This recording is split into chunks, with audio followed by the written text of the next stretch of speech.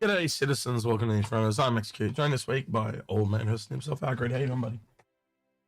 Very, very tired. Oh, yeah, well, you just got back from camp, didn't you? I did. Yeah. I did. Which 100-odd students. you right-handed? Left? You right or left-handed? I'm left-handed. Oh, left-handed. So that's the hand that's dead from all the smacking. It's slapping. Yep. Get back in your cabin. Yep. Johnny, get out of Sarah's cabin. That type of shit. You got to keep him out of. No, we didn't have any of the boy to girl cabin rating, but they certainly exhausted the team. Oh, they were. Oh, it was so clean, right up until the end where you said that they were exhausted. So wholesome, and then you ruined it all in one line. Oh, you're right, man. Anyway, right. Okay, so Yes, I've woken up to a bunch. His voice is still dying. It's getting there. Getting there. I'm a bit squeaky clean, but it's getting there. So I did get sent a bunch of things this morning by Grim. I've woken up to a bunch of stuff from him and Trispone. Heap of messages and stuff. So there's a whole bunch of shit going on. Actually, I should get the bot going because someone will remind me about that. Yeah, we've been up for 2 minutes now, so the bot should work. And we'll just point out that we're actually early today.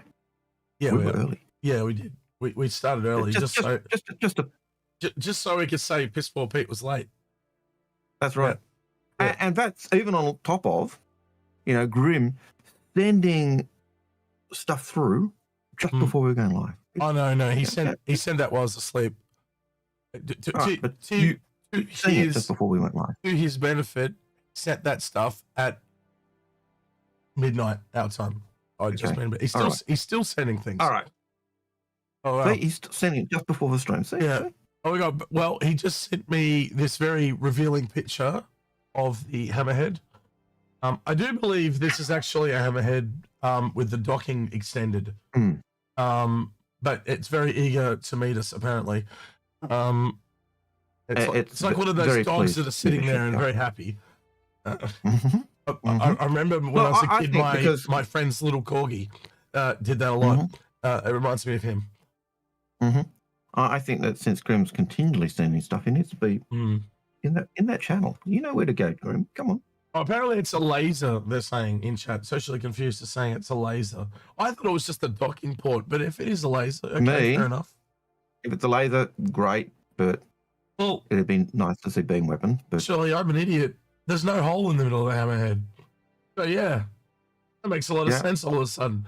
So it gives up that. Yeah, you're right. Okay, yeah. All right. Give that hole for a great big Hurston Dynamics laser. Yeah. So to Grim's credit, he said the Aegis Tiburon, aka the Aegis Bonaface.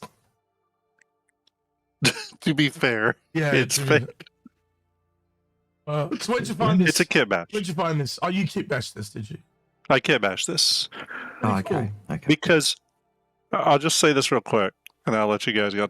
I had tried to kit bash multiple versions of a big space laser Hammerhead, and nothing I come up with looks good. So I hope CIG's designers, if in fact it is a giant laser Hammerhead, looks better than what I could do. Oh, thank fuck, because I thought this was official. You linked it to me like it was official. I was like, what the fuck?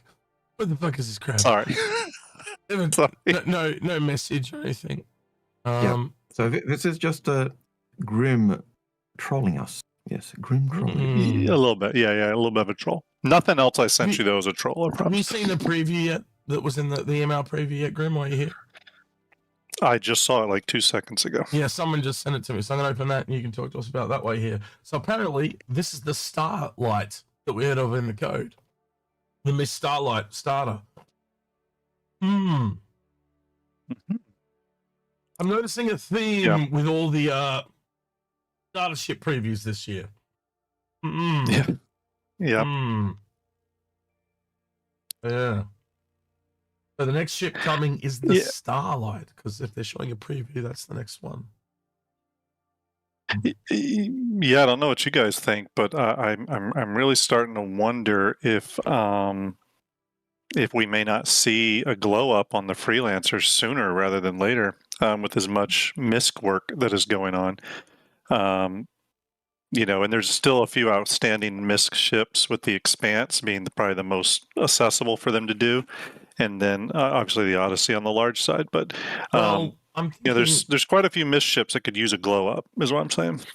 well, you know how you and I talked about the Golem and kind of having a Golem refueler variant. I'm wondering if that's what this is.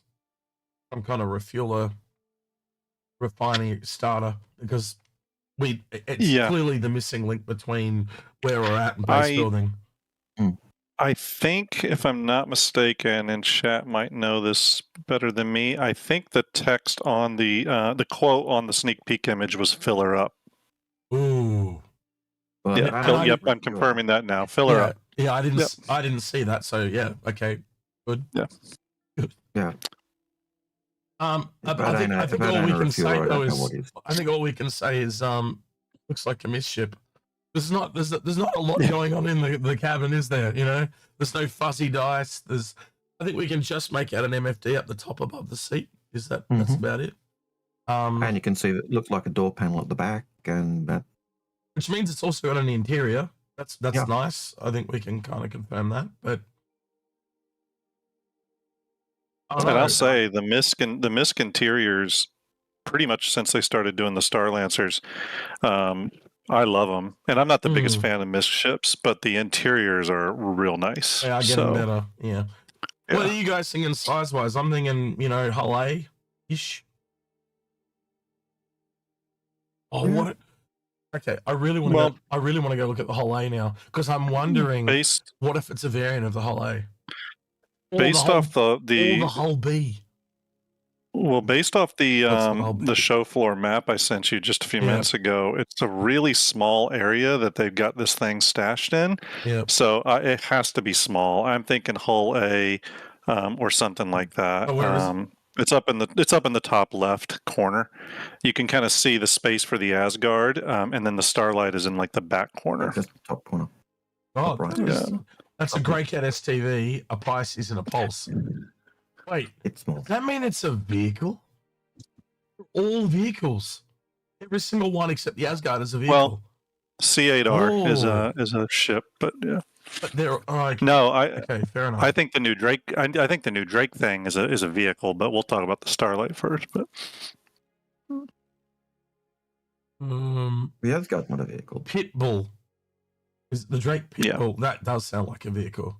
And here's my theory on that. I'd be curious what you two guys. Sounds like Algared needs two of them for bodyguards. Well, look, they've got the Ironclad Assault sitting dead center. What does the Ironclad Assault do? It carries big vehicles. They even said it carries up to Nova type vehicles. Wouldn't it make sense for Drake to come out with a Nova competitor, some sort of like big damage vehicle? Like a tank. Or maybe not as big as the Nova even, but just something for the Ironclad Assault to carry. I don't know. Pitbull kind of sounds like an aggressive R to me.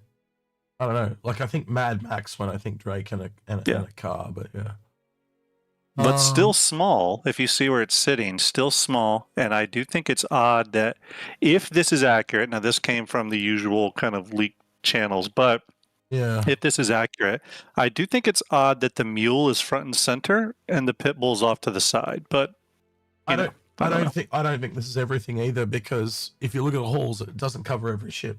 I think this is just empty areas. I think this is just the first day thing, because like there's a bit of Crusader down here. There's one Aegis Tiberium, which is. Did you put that there? Well, so it is official ship that you kit bashed.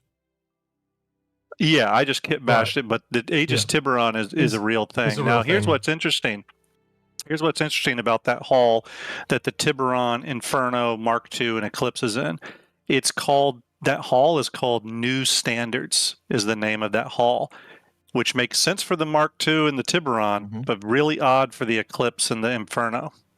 Why would they be in the New Standards hull when they're not new at all? So I'm not sure if that means we're getting weapons kits for them or iteration. Have you looked up any of the meanings of these words? Tiburon literally is Spanish for shark.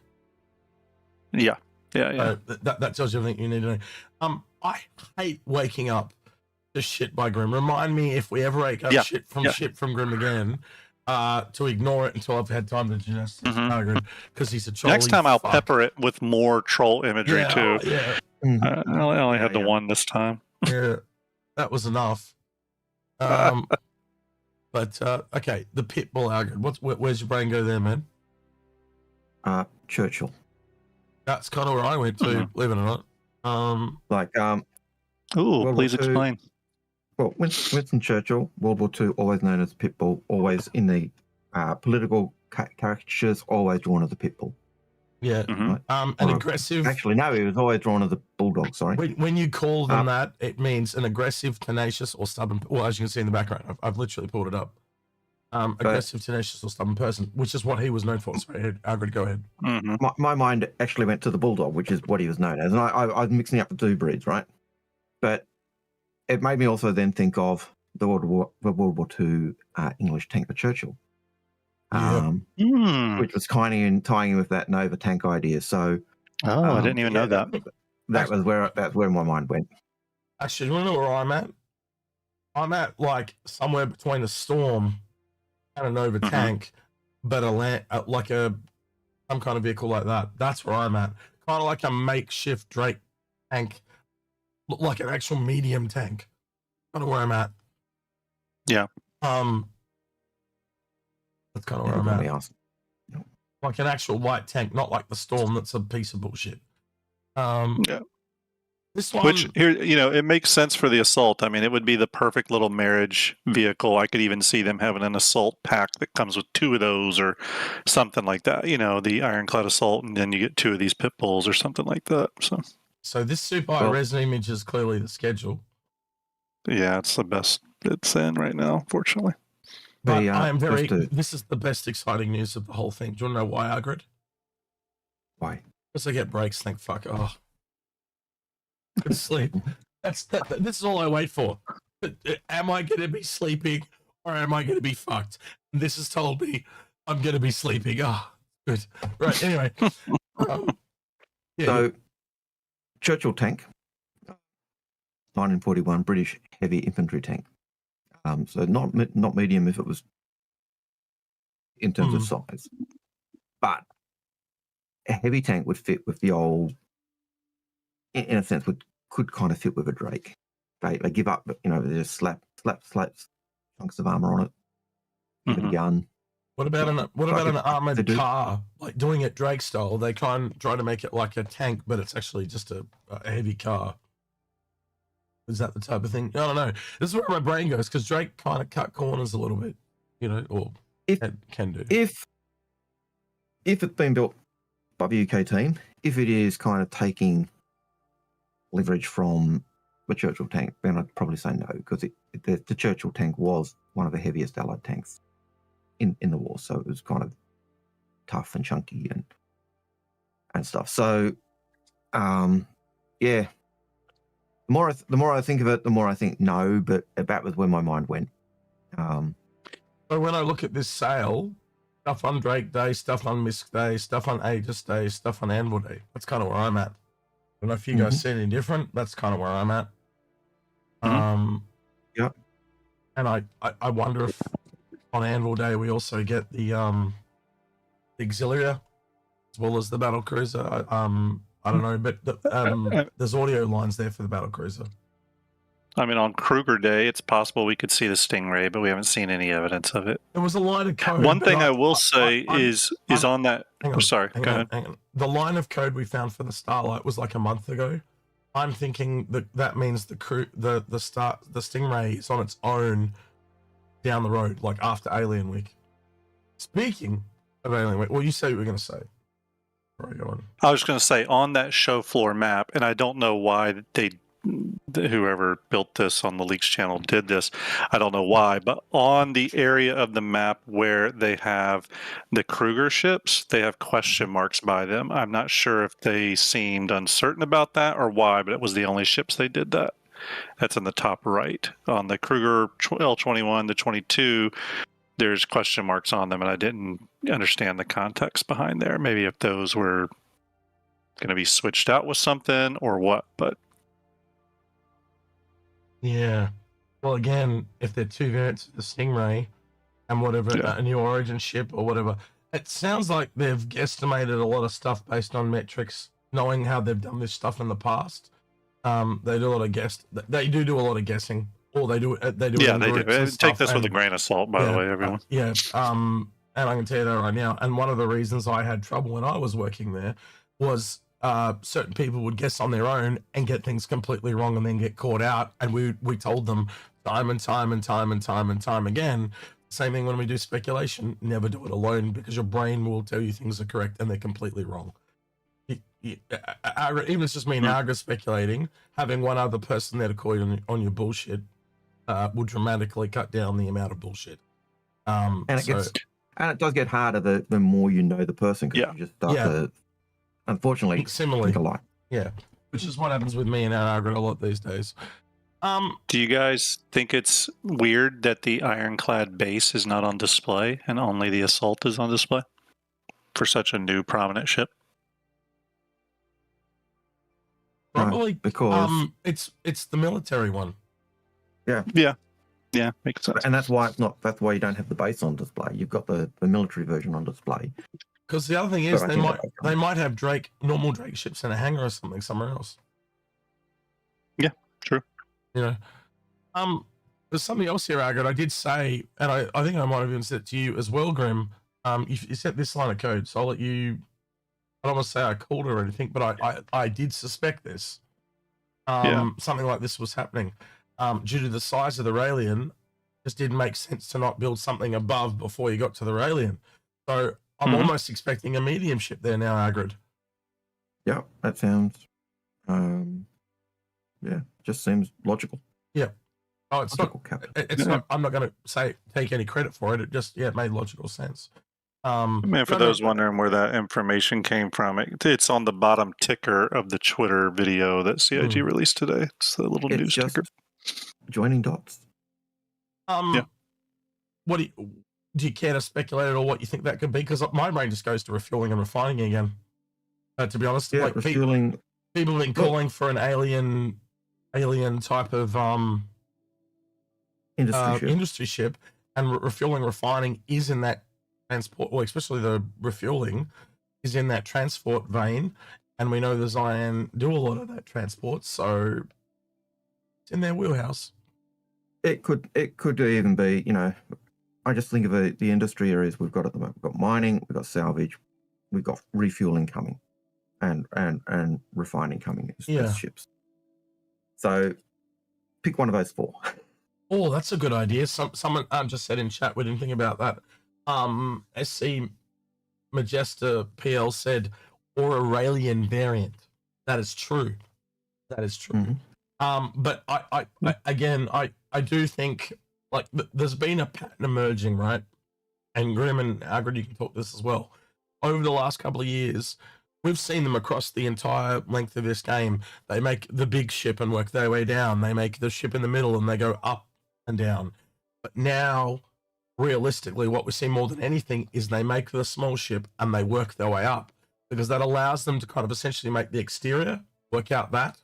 Then the next one, they add a bit of interior, and then they add a bit more, and Right. so it allows them to grow and develop that style as they go. And that seems to be the pattern. For example, not to quote, but the next one would probably see is something like an RSI industrial, because we've seen it in the Salvation, and we know the Orion and the Arastra are up there, so they've got like two, maybe three ships to get to the Arastra and the Orion. So that's something we're going to see develop over the next couple of years before we get to the Arastra. Or now I'll turn it over to you guys. Yeah. You in agreement? Say your own shit. Do whatever you want. Algared, do you want to go?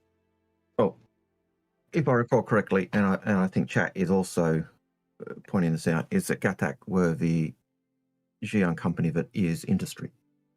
That's their key focus, or one of their key focuses. Can you answer my question Industry first before you get off on a tangent? You get answer my question, please. Give me your question again. This is why, because I knew you'd forget it. So the question was, do you see them now building from small to large, based on, because it essentially allows them to work out the art style as they go? That's the pattern we've seen Yep. emerge in the last couple of years? It's obvious. Yeah. They do that to build out their library. It's But they and did even test before they other. used to kind of do that. They did test but they other always end methods, up- though, didn't they? They They have tried other methods. Yeah. But one of the things I think they always found is that they'd build a big ship and then they'd kind of try and work the language back down, but it didn't work as fluidly. Well, I think where they go from a small ship, they get the design for the design language for the exterior. They start building it out.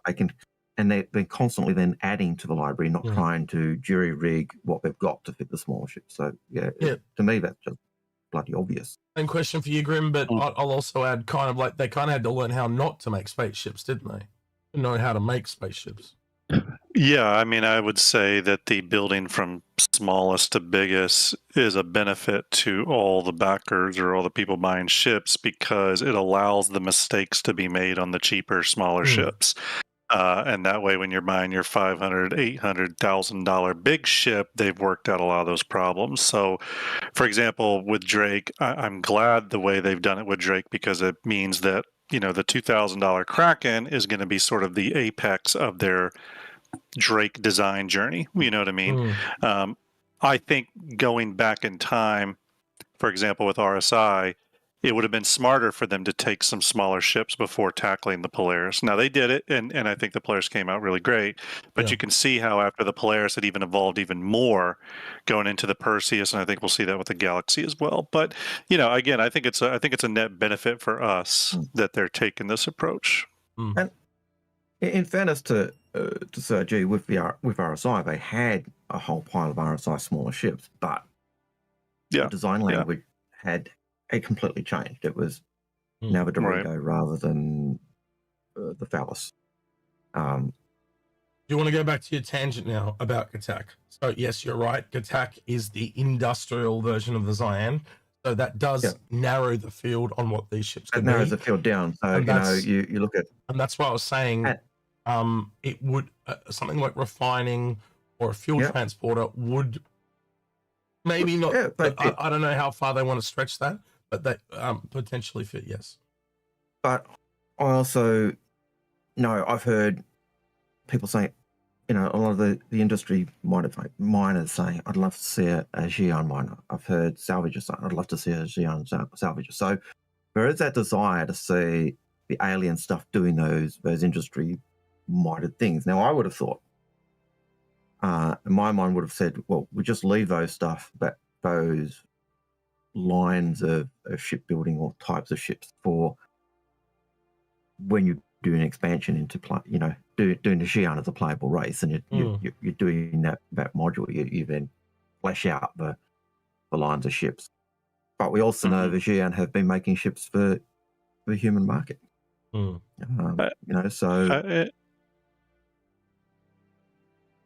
I was just gonna say, and we did get some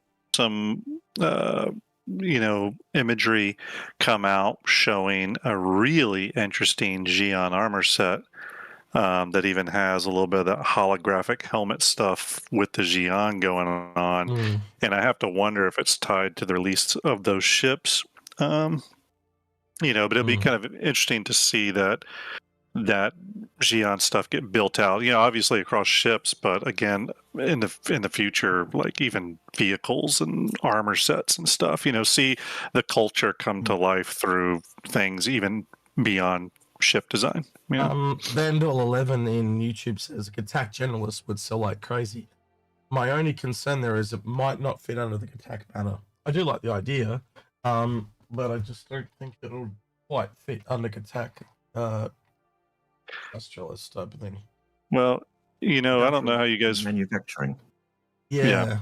It's the two gameplay loops I keep wanting to assign to new ships coming out are still not like gameplay loops. So I keep thinking like, oh, how cool would it be to have like a Gatac like bounty hunting ship or scanning, type ship, like scanning e-warship. But again, they're not going to come up with ships that do that in those gameplay loops yet. There's a very clear order of things. We have crafting, we need refining, and then we're going to get base building. They need all those so they can start building other gameplays on top. no other Yeah, game. yeah, Like, yeah. and I think and the next one after that is essentially scanning. Like scanning is huge. It goes into almost every gaming profession. And it allows you to find the bases. Like you can build a base, cool. But to find where to build it, you need that. But the priority is building before finding. Which is why it's taken so long to develop Yeah. scanning, because it's going to tie into a lot. So It ties in with so much. Yeah, it's massive, and it's really where this game's going to kick off. Because once you can find people, that means the escorts are needed and all that. We've said it 1,000 times before. Oh yeah. Yeah, we got completely derailed from what we were going to talk about today. We were going to talk about the Mauler and all that stuff, but we'll come back around to that. No, Grim hijacked us. We do actually have 2 ships to give away, by the way. So I'll probably give like maybe in half an hour, I'll give the whole B away, and then about half an hour before the end of the show, so about 2 hours from now, we'll give away the, what was the other one? The Saber. So I've got 2 videos there that we're going to do. So I'll just open those real quick so you can see which ones I'm talking about. There was the whole B from a couple of weeks ago. Studio, hang on. Yeah. Gotta find the video. I don't think we're going to see yeah, so there was the Defense Con one for the Saber and the whole B. So this one and this one. Close that. So yeah, if you want to win a Saber, leave a comment on this video. If you want to win a whole B, leave a comment on this video. And I'm going to draw this one in about 30 minutes and this one in about 2 hours. Yep. Okay. And I just clarify, just in case there's people who want to try and be pedantic, if you want a chance to win. Oh yeah, chance to win. Sorry, I'm Australian. Just putting a comment does not get you the ship. Yeah. I know, having been on camp with kids who twist every line and, you know, unless you dot every I and cross every T, they will find a loophole. I'll try and close those loopholes. Yeah. Want a chance to win. Yeah. So link the videos. Here's a request coming up. No, I didn't link them. Again, if you want, I didn't think people would care, but all right. So this is the Saber one. And this is the whole B one. Shit. Right, there it is. Yep. And there's the whole B one. So, yeah. So please, make sure you subscribed as well. Like the video. You've got to go through and find people that subscribed. Get all these people that leave comments and they don't subscribe, and they're going to be publicly subscribed, because if I can't see you subscribed, I can't tell you subscribed. It's that simple. Yep. Be publicly subscribed.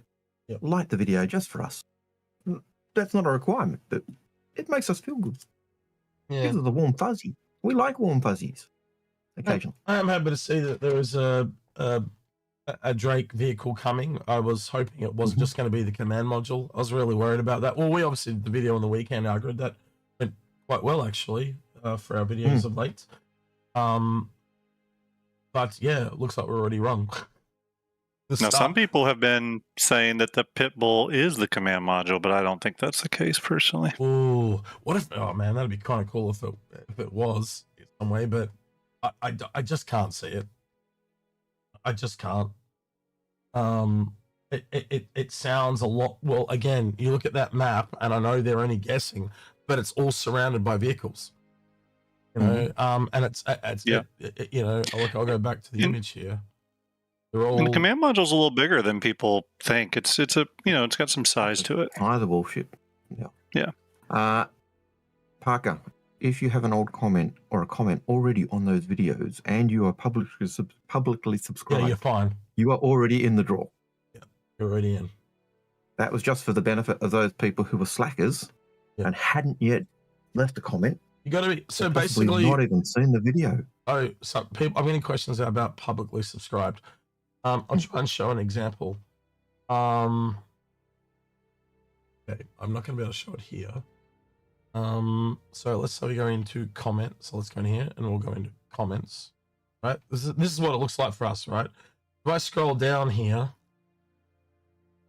maybe I'll find one. Maybe I won't. Oh shit! I can lie out of me. Usually there's these little icons next to people's names if they're a subscriber, and like there's one I can see a member, so that one would be fine, right? Because I know. So let's remove the sponsored by, and then sort by, no, or is it published? Was it this one? Publicly subscribers. There are no public subscribers unless it's bugged. No out. public subscribed people on that. That seems like it's bugged right now. It does seem like it's bugged. Because usually there's a shit ton of them. Let's try this one. This has turned out to be the worst example of all time. Comments. Public subscribers. There we go. So it usually was this little red icon, and that's how I know that they're publicly subscribed. Oh. It's the only way to tell if people are subscribed or not. So I'm very limited. I just realized I'm not showing anything. I'm a fucking idiot. Right. Right there. So that's what me and Algared see in the background. That's the little red icon next to people's names. Sorry. Apologies. I didn't bring you guys over. And that's what we look for when we're doing the publicly subscribed. Gee, that becomes a tongue twister for me. So it just makes it really hard for us to tell. Like, they don't give us enough tools.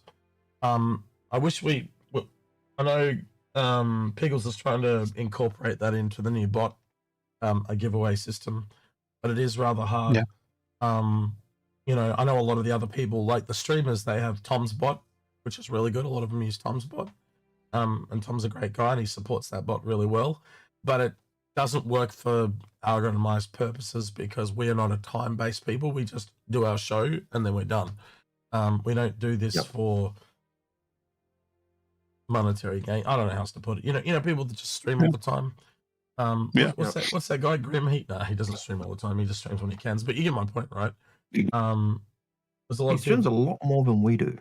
Well, if something drops, he gets on and he talks about shit. We don't do that. We just talk at the same time every day. Because you stay consistent. I respect that. Technically, my days are Wednesday and Sunday. It's this household, man. He's only available at certain times. Technically, my days are Wednesday and Sunday, but every now and then I'll add in one if something drops. So, real quick, I don't know if you two remember this because I know sometimes you two will cover things like this, but I was told by Xenon today, Star Citizen community person, told me that the Drake Pitbull, the name, actually popped up in the files about 4 or 5 months ago, but there was nothing associated with it. And I kind of remember that, but not really. I didn't know if you guys had remembered that happening. I didn't see it. Okay, yeah. But Execute was usually the one who'd see that. He'd usually tell me, then I might remember, but I never really paid attention. Yeah, I don't remember it. No, so. the last one I remember is Starlight. Well, again, it was like there was another one that turned out to be a different manufacturer. It was first in as Aegis before that, and I'm trying to remember when that was, and that turned out to be a different manufacturer by the time it came out. Was it the Hermes that first Hermes. dropped as Aegis? Maybe, Aegis Hermes. Yeah. Which probably could have been a Hammerhead variant or something like that, and then it changed or whatever. Yeah. I don't know. Well, we've got what's that now? Yes, Parker. I'm aware bulldogs and pitbulls are different breeds. I got them mixed up. If you're watching in lag, you'll probably see me even correct myself. But yes. But as I was saying before, I was really interrupted by that comment. We got about 20 days until we find out all this shit anyway, so it's not too long to go now. No. But yeah. What about the Mauler? Do you want to talk about that real quick while you're here, Grim? Yeah. Big ship, 480 or 90 meters long. She's a pretty big Vandal ship. We got our first video of her, also by Xenon, who I believe is in chat. Yeah, I believe on the Twitch chat. Who put out a video of it, and it looks really, really cool. I can't wait to see it in game. I know a couple people who have seen it in game and said it was really impressive. Beyond, I mean, we've got that ship, and then there was some entity strings on other Vandal ships possibly coming. So it's exciting. It's cool to see some of this stuff come into the game. The stuff that we kind of thought would always be held for Squadron. It kind of gives you more hope that okay, Squadron isn't far because they're willing to sort of let some of this stuff out. Yeah, you can see those videos over on Xeon's YouTube as well. His subscriber count has, I think the last time I saw it had doubled in a day. So he's going good. So I'll just let you go over there and watch it there on his channel. The one thing I'll notice is that you'd be interested in, Algared, from a lore perspective. I think it clearly shows a tie between the Banner and the Vandal. Meaning, I probably think the Banner gets some of their armor from the Vandal.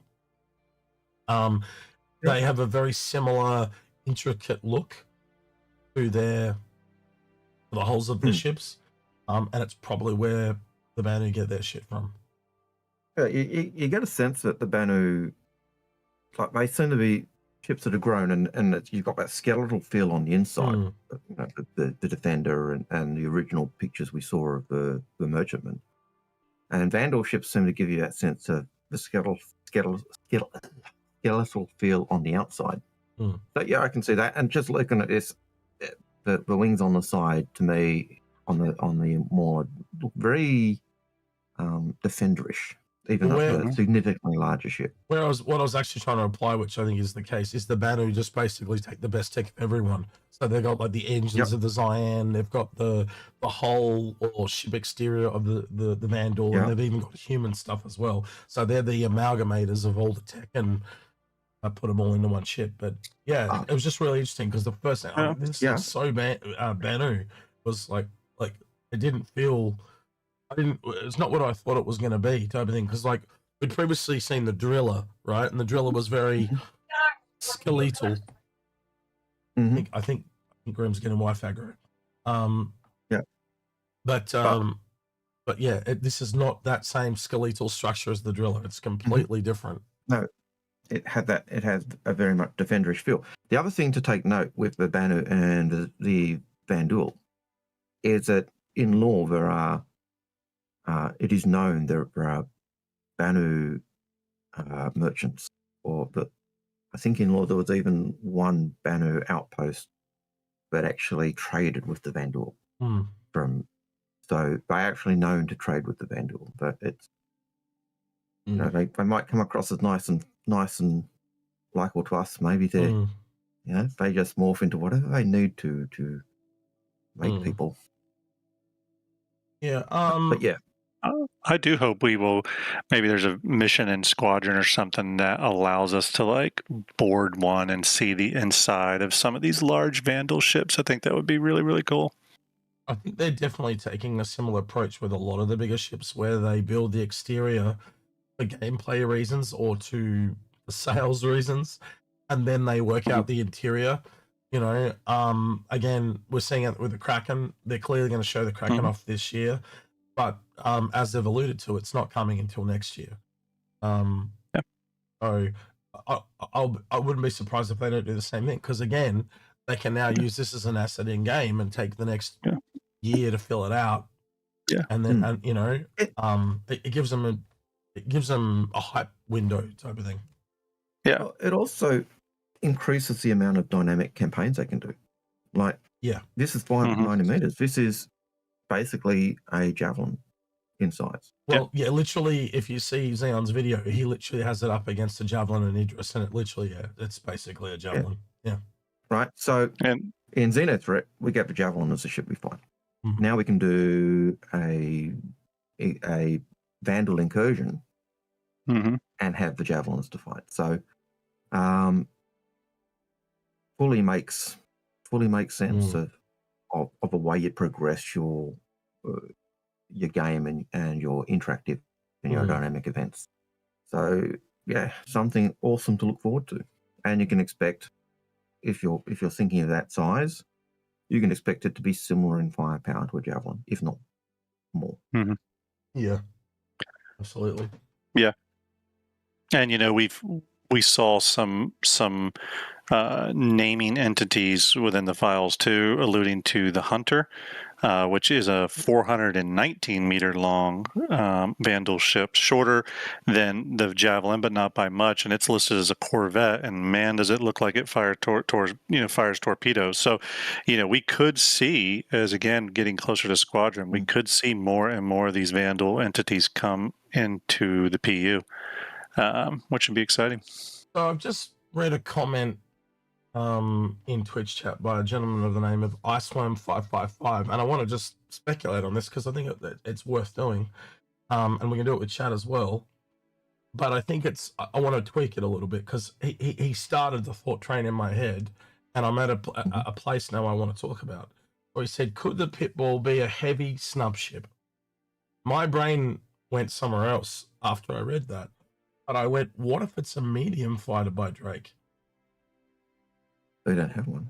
Don't have one. We are coming up towards the planning for episode 2. It would be the type of thing they would need to start to think about doing. And having a craft above the Buccaneer, you see where I'm going very quickly, right? It starts to congeal very quickly. It would lean into the Drake aggressive or you know how the Buccaneer is, but a medium. Yeah. So it does have some merit, and it does kind of work in like an aggressive fighting Pitbull. Like the name works as well.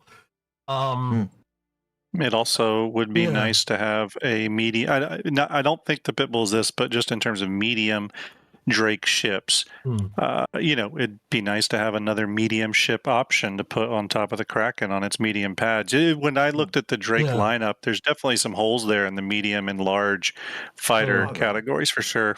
And also being a military sail, like it would be nice if Drake had some kind of military ship. You see what I'm saying? I know they have the assault, blah, blah, blah, fancy, blah, blah, blah. But to fit into the actual sail, that all of a sudden makes a lot of credence instead of a vehicle. And then if they also bring along the Auxilia with the battle cruiser we know that's been sitting there, that would fulfill the vehicle requirements for this sail, if they even want to do one. Again, it could, I don't know, maybe it's a heavy fighter, whatever. But the point being is, what I want to kind of talk about is, could it be a fighter? Essentially, it could be. One thing I was thinking it could be is that if my one doubt about the Pitbull being a ground vehicle, real quick, and kind of alluding to it being a fighter or something, is that I would have thought if they were doing the Pitbull as a ground vehicle that kind of is perfect marriage for the Ironclad Assault, they would have positioned it a little closer and like up next to the Ironclad Assault, and it's kind of off to a different location. So I do feel like it could be its own thing, and maybe it is a fighter, but I think it would be a medium fire because it's not a big area. We have a first-time chatter there that I have to talk about because that is a very clever, thought-out idea. Now, Pitbulls are lockjaws. If you know anything about dogs, they are lockjaws. So listen to this comment that he said. Could the Pitbull be a Mantis competitor? That is a perfect name for a Mantis competitor. I've got to just say, locks you down, bites you, holds onto you, does not let you go. That is a perfect name for a Mantis competitor. Yeah. Just going to say. Yeah, it could be. Yeah, very good food for thought there, Wes. I have to pay you some credit there, man. That is very cleverly thought out. I'd love to know how you came to that, but you, some good things there. Again, I think it probably, I don't know about you guys, but between this and the Starlight, they're the two big surprises for me. I always like to have at least one surprise going into a sale, like an unknown. And I'm good that we've got a couple going in. I'm wondering how much will shake out in the next 20 odd days, but more than 20. It's 20. There's always the danger, and I think all three of us have said it many times before on previous streams, but there's always the danger of reading too much into CIG ship naming. Every time you think you've made sense of it, they do something that leaves you going, what? They do the Hermes. Exactly. Yes. They do the Hermes, which makes no sense. Yeah. Anyway, I just wish their names made a lot more sense. But we like to think highly intelligently, and we like to think that they're highly intelligently. They just keep proving us wrong. You know, we're giving the benefit of the doubt. They're just not taking it. I will point out one thing though. Another reason I do think it is a ground vehicle is that Pitbull is an animal. Mule is an animal. It's a vehicle. Their ships tend to be, ship names, like old pirate ship names. Right. Animals seem to be their ground vehicles, dragonfly, mule, this, that, and the other. So again, I am thinking Pitbull is a ground vehicle of some sort. Yep, true. I'll give you that, but it doesn't hurt to talk about it. But yeah, I will tend to agree. I will tend to agree. The vehicles tend to be animal names. Yeah, it ties in with the naming conventions, but then, as we've said, they sometimes change things up. And Architect famous TV, last words. Yeah. All right, I'm going to read this out because it has to be read out loud to see how stupid it is. So, Architect TV says hawk is an animal. Look at that. You dickhead! That's a completely different manufacturer. You've just consumed. He's trying to throw you off. Architect is trying to throw you off. Oh yeah, look, there you go. Caterpillar's an animal. Yeah, there you go. It's technically an insect, but so's the dragonfly. So yeah, point still stands. I think we can show that they're a little bit interchangeable. So, and the people were proving me wrong. Rocket Man says vulture's an animal, Kraken's an animal. So again, I've now said too much, and I'm completely wrong. Yeah, that's okay. That's what we're here for. We all speculate together, so we can check each other. That's what it is. That's why I threw the idea out there, and people in chat were saying, yeah, maybe it's a ground vehicle, maybe. Again, we get more information. It is something small. It is something small. I think we can agree that it's a single seat fighter or a vehicle just based on its size. Yeah. And for those pulling out all the animal names from the other manufacturers, that's null and void for the discussion on Drake. Yeah, we're talking about Drake. Welcome to 2 minutes ago, Algared. God, you're even slower than Architect TV. No. Holy shit. He's backing you up. No, I was backing you up, and I was still streaming them down there, mate. So, right, okay. You know where I actually just went all of a sudden then? We were talking about the yak? Yeah. Well, we did that with chat, talked about the yak. What if the Pitbull is the yak? Yeah. Just want to throw that out there too. Anything's possible. I just don't see them calling a Pitbull a refueler. Pitbull doesn't seem appropriate for a refueler. I'm going to get going and give you guys back your show in peace, but the only thing I will say, and not to throw this subject off before I go, is the last few days did give us, in my opinion, the most exciting news of all, which is confirmation that the Kraken is coming next year. Yeah, which was pretty cool. Which to me is going to be a very exciting defense con next year, and I'm all for it. I'm strapped in. Well, they did officially kind of also announce the Anvil Odin is the battle cruiser as well. They did. They announced that. We've got the we know it's the Anvil, we know it's Anvil, we know it's the battle cruiser, and we know it's called the Odin. And it will be on display as a hologram. Yeah. Now. Oh yeah. Up the top of that, Algared, up the top of the tower where the Idris was, there'll be a holographic battle cruiser. I didn't tell you that. Yeah. Anyway. No, you didn't. The other thing with the Kraken coming next year is the fact that I think Drake need more ships with more interior, and so the Ironclad is really important. Any other Drake ships that come out of that is just going to flesh out that interior library they've got. So, well, to think that we wouldn't see some kind of combat ship from Drake Corvette size, I think would be offensive. I think something Polaris, akin to a Polaris, by Drake seems like it would be a monumental mistake to give that up. I don't know what it would be, but it'd be kind of cool. And I reckon a lot of people would flock to it. But I appreciate you guys letting me pop on for a minute. I'll let you have at it, and I'll be lurking and listening. You're always welcome. Always a pleasure, Grim, to have you come on and stir the pot and then leave. Yeah, basically. Absolutely. Sorry. You gents have a good rest of your stream. I'll be listening. You take care, Grim. Thanks, Algared. Bye, Execute. Bye. See ya. So Father and Son Gaming says, Execute, your voice sounds like you are sick. However, I watched a YouTube video with the AI synced to German. Well, that sounded sick too. So my voice with the AI still sounded sick when I spoke German. Oh, that's offensive. Oh, okay. That's funny. I do like the guy goes, oh, this guy's a sicko. Oh, wunderbar. Yeah, that would have been funny as. I can only imagine. You have to take a snippet of it for me and send it to me, Father and Singer. That'd be great. Right. That's everything I wanted to go through. Is there anything else you kind of want to go through? Unless there's anything you want to deep dive back into now Grimm's on. No. Like I said with the Mauler, I think that really adds to dynamic gameplay going forward. We know Novas, so, and I know they did talk about a while ago the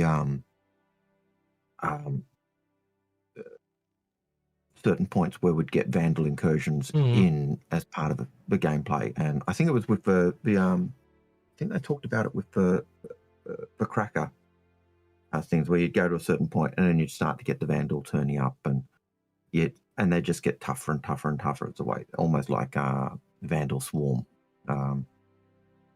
So, yeah, I just like the idea. I just think it's a great step forward to see more of the alien races of our mortal enemy being splashed into the game. So I don't really want to play the video because I don't want to take away views from Mauler. But I just wanted to show a little bit of the texturing here. So you can see there you go. Yeah. So you can see it's a different texture. Like it's more roughed up and it's not quite as elegant as it is more Vandal-y, but you can see that there is a tie between the Banu and that very quickly. Now, here's the thought. We know the Banu take stuff.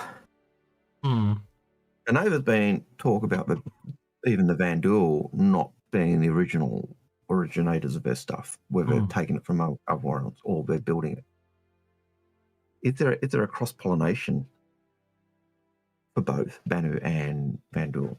No, I think it's just the Banu grab the best of everyone's tech in their trade. That's simple. And just polish it up and so make it nice. they would have just traded tech with the Vandal and then just kind of made it a bit more their own. You know, but you can clearly see texture cut like the gold, the silver, the black. It's similar colors to what's on the Banu. It's just that it doesn't have that rough, cracked, scarred exterior, which is what the Vandal clearly are going for because of the knives and blades and all that type of stuff. But yeah, he does have a couple of videos on there. There's one here I'd love to open, but I can't open it on Firefox. But it basically shows the Mauler next to the Idris and the Javelin. And it's probably slightly small. And when I say slightly, I'm talking like 5% smaller than Javelin. But yeah, it does kind of give you an idea of the size. Yeah. The other one that you and I noticed going into the game was different ammo types for size S1 to S7, which is pretty massive because that was meant to come along with the Perseus, but it didn't at the time. But that is going to be a big one for 4.8. I think that's a sleeper in my opinion. No, that's right. It's one of the things we pulled up. We're talking about the stuff last week. That was a big one. The different ammo types. Now it's interesting that the Perseus is size 8 guns now, but originally you'll remember they were size 7s. Yeah. It still ties in with that. Progression of. I did say that to you at the time, didn't I? I did say it's really weird that they didn't do up to size 8 because it was meant to come with the Perseus. So yeah. But I wonder whether part of that is that the upgrading of the size 7 guns. You know, they've still got Perseus size 7, so just build. You know what I mean? You can see where I'm going. But yeah. And then along with that is just more and more shit. And I think this is going to be an almost ongoing thing. Is more and more shit being added to crafting until everything's in there, you know. And as you and I long suspected, there are now blueprints being tied to missions, events, stuff like that. So no longer will you go in and just grind for an armor. You'll go in and get the armor suit, and then part of that will be then grinding for the mats to make the armor. The other thing was one of the things that came out was tying in with what you're saying was it was blueprints for components.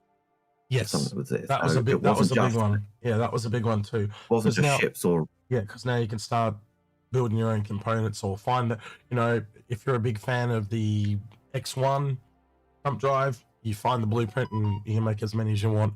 Because that, at the moment, where people are selling duplicates, a blueprint is going to be worth way more than, you know, because then someone can see the blueprint, and then you can make as many of them as you want. Mm-hmm. Yeah, that'll be interesting. It will indeed.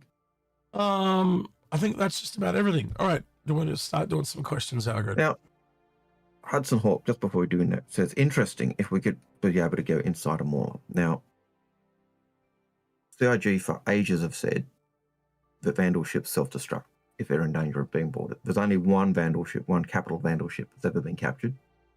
Originally, it was said to be a king ship, but they've downgraded that. And that ship is where the captured Vandal scythes come from.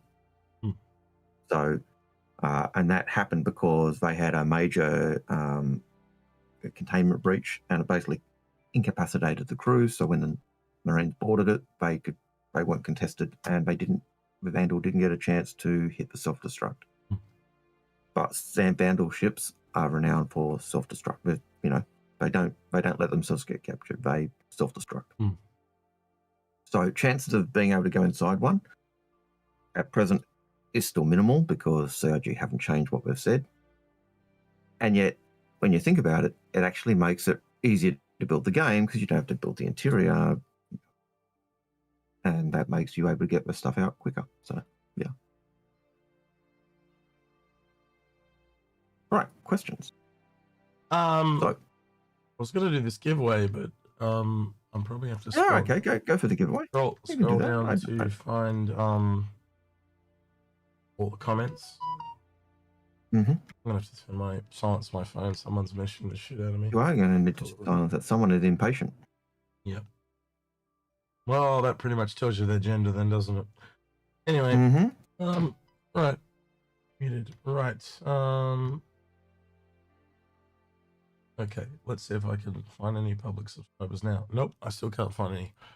What the hell is going on? This is bugged. I don't know what is going on today. I can't find any public subscribers. So this does happen from time to time. The only reason I don't like to give them away to just people that are not subscribed is there are a lot of bots that track for giveaways. And that's one of the ways to avoid it. Like that. And I know a lot of content creators that got caught out giving ships to bots, and I don't want to do that.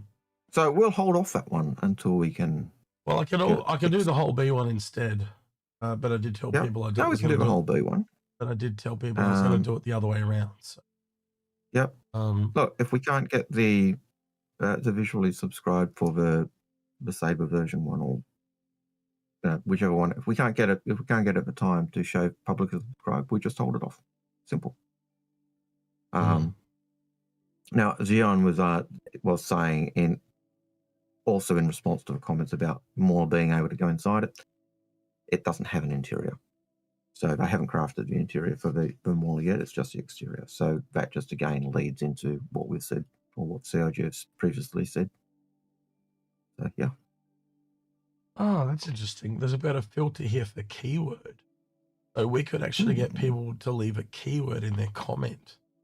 I might have to try that one out. I might have to try that as a giveaway. Someone did suggest that one. Yeah, might have to try that. Might have to try that one. Algared's a dickhead. It's got a nice ring to it. Yeah. And then every comment would be Algared's a dickhead. And then I'll make you read all the comments. Algared's a dickhead. Yeah, I see a plan for me. An asshole. Yeah. Dude, he's not an asshole. That's much better. I like that one. Yeah, let's do that. Yeah, I prefer the owl's not a. Yeah. Anyway. Owl's a big dickhead. Right. All right. Next, we have the questions. Persons are great. Yeah. I don't know what I'm going to do about the giveaway. I don't know how I'm going to do that because it's not working right now. If I'm going to do two at the end, I'll do two. At the end. We just stop until we just don't worry about doing the giveaway until it's working. Well, unfortunately, it might not be working when we're streaming. So. Yep.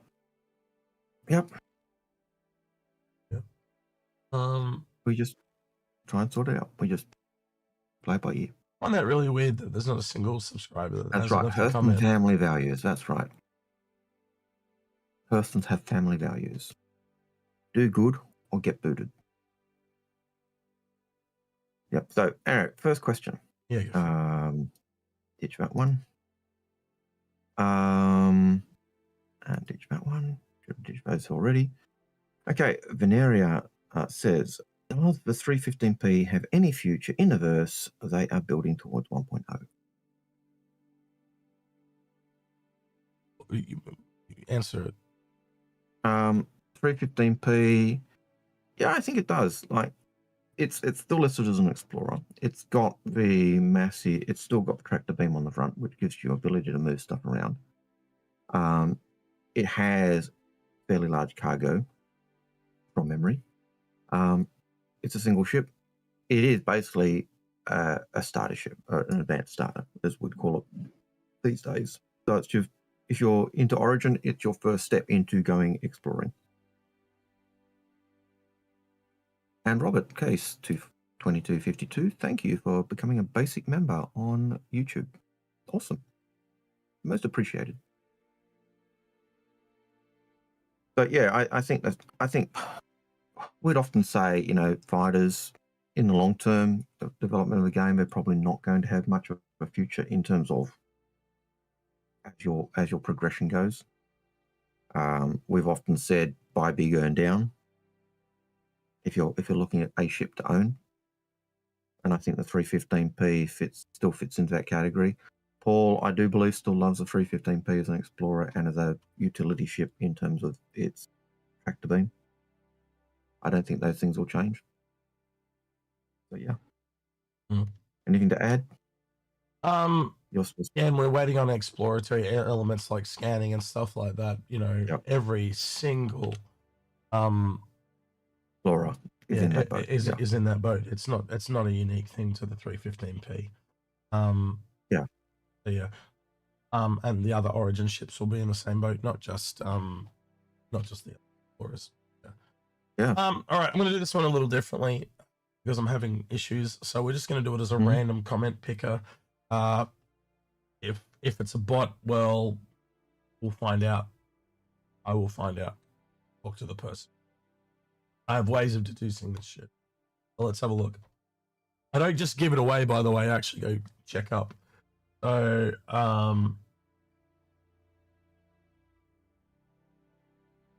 Bowler. Yeah, I know that guy. He's not an arsehole. And he's usually in chat. Bowler, are you here? Because if you're here, you're also going to get a skin of your choice. He's going to be kicking himself because he's almost always here in chat. Yep. The one day he's not here, one day he comes up. He doesn't get scared. But Bowler is a real person. So that's good. I'll send the on YouTube. No, I want to play the Thank video. you, Robert. Congrats. Congrats. You won the Aegis Saber Raven. Oh, not Saber Raven, was it? It's a Saber. Thanks to CIG. Please reach out to me via Discord so we can get that sent off to you. Do you like it when I talk, when I'm typing, Algared, and it sounds amazing? No. All right. But okay. Ginger Bearding does make a nice comment. It's nice to see that it's a regular winning though. Yeah. I don't like if it's a name I recognize straight off the bat. Like, I don't think I've even talked to Bowler other than in chat, but I do recognize. You know, we learn your guys' names when we turn up regularly. He's here all the time. So. Yeah, it's very weird that he's not here. He'll be watching this after the fact, going like slapping himself. I missed it. Yeah. So yeah. I'll have a talk to him because I just realized. Well, yeah, we'll see. If I'm going to put a condition in, if he's Australian, if he's Australian, Algared can buy your skin. If he's Australian, if he's an ex-serviceman, he gets a skin. All right. Because he probably wouldn't be here today. Well, he wouldn't be here today because it's Anzac Day. Oh, that would make a lot of sense. Yeah, there is going to be a lot of Australians missing. That is true. Because we're Australia, yeah, Anzac Day here today.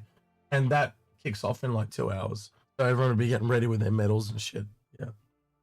So if he's a return serviceman, if he's an ex-serviceman, if he's Australian, then all right, yeah, just this once.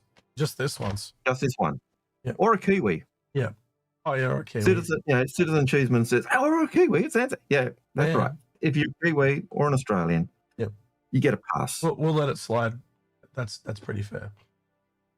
So, right. I think we don't wave the national flag off them, but this is. You know how I made that battle cruiser AI image? Mm-hmm. A lot of people like that one. Yeah. That's how I made this one, by the way. I literally said, based on the known images and videos of the Mauler from Star Citizen, can you render me an image of it in combat? This is what it came up with. I think you did a pretty good job. Yeah. Anyway, that's how I made that one. And yes, Execute the Dawn service has already been one of the people on YouTube was saying, hey, it's already been. But what X is referring to is the March. Yeah, that's 11. Yeah, 11. Mm-hmm. So yeah. Well, maybe I'm mixing myself up with the other one that's on the 11th hour of the 11th month. Could be doing that too. 11th hour of 11. That's Remembrance Day. Yeah. So I get them, and that's the more global one, isn't it? So yeah. It is the global one. Anzac is just Australia and New Zealand. Just the countries that matter. Yeah. Mm-hmm. The countries that matter. That's right. I'm just giving shit. Our baptism of fire. If you're a soldier, they are just so good at flinging shit. I naturally, like all the military guys that I've been in with, I've got so much respect for them because I can never do what they do. But when you talk to them, I get on with them so well because they're those trolly motherfuckers. And I just get on like a house on fire. So yeah, I just keep trolling them and they keep trolling back and I love it. All right. What's the next one? Aaron says, with atmosphere flight, VTOL and aerodynamics soon to become factors, do you think fuel capacity and endurance will be a consideration for pirates? Should be. Fuel and endurance should always be a consideration.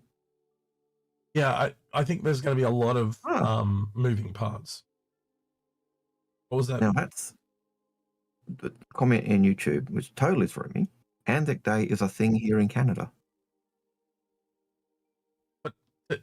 Today you're selling. I know. It froze me because it's Australian Anzac, Australian New Zealand Army Corps. What? But C stands for Canada, Australia, New Zealand, and Canada. No, it stands for Australian New Zealand Army Corps. Yeah, that's what I thought.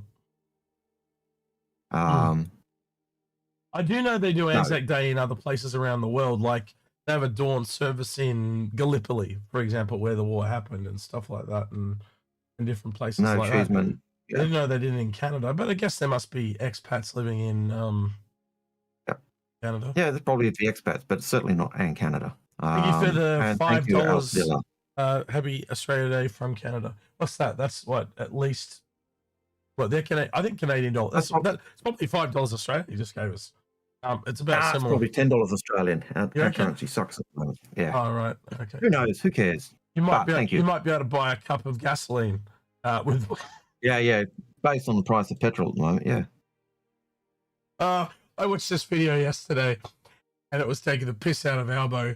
And he goes, he calls the National Pref Conference, and he goes, "Guess what? I got 2 jerry cans of fuel." Because he's been doing all these nothing pref. Anyway, it's funny. You had to be there to see it. I'll send it to you later. And yes, Arian, we know Canadians are good lads too. They're they are doing. They're part of a Commonwealth, so that makes them awesome. Yeah. Again, the military people I talk to, they talk highly of all these different countries. Canada's one of them. You know, the United States boys talk about you guys really well, as do the Aussies, very highly of each other.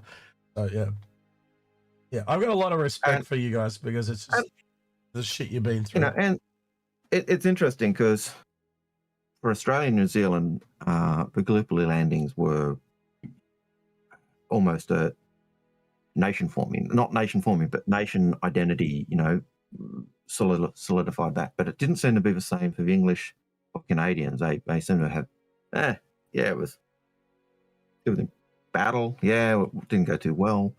But for us, it was a baptism by fire, as it's often referred to.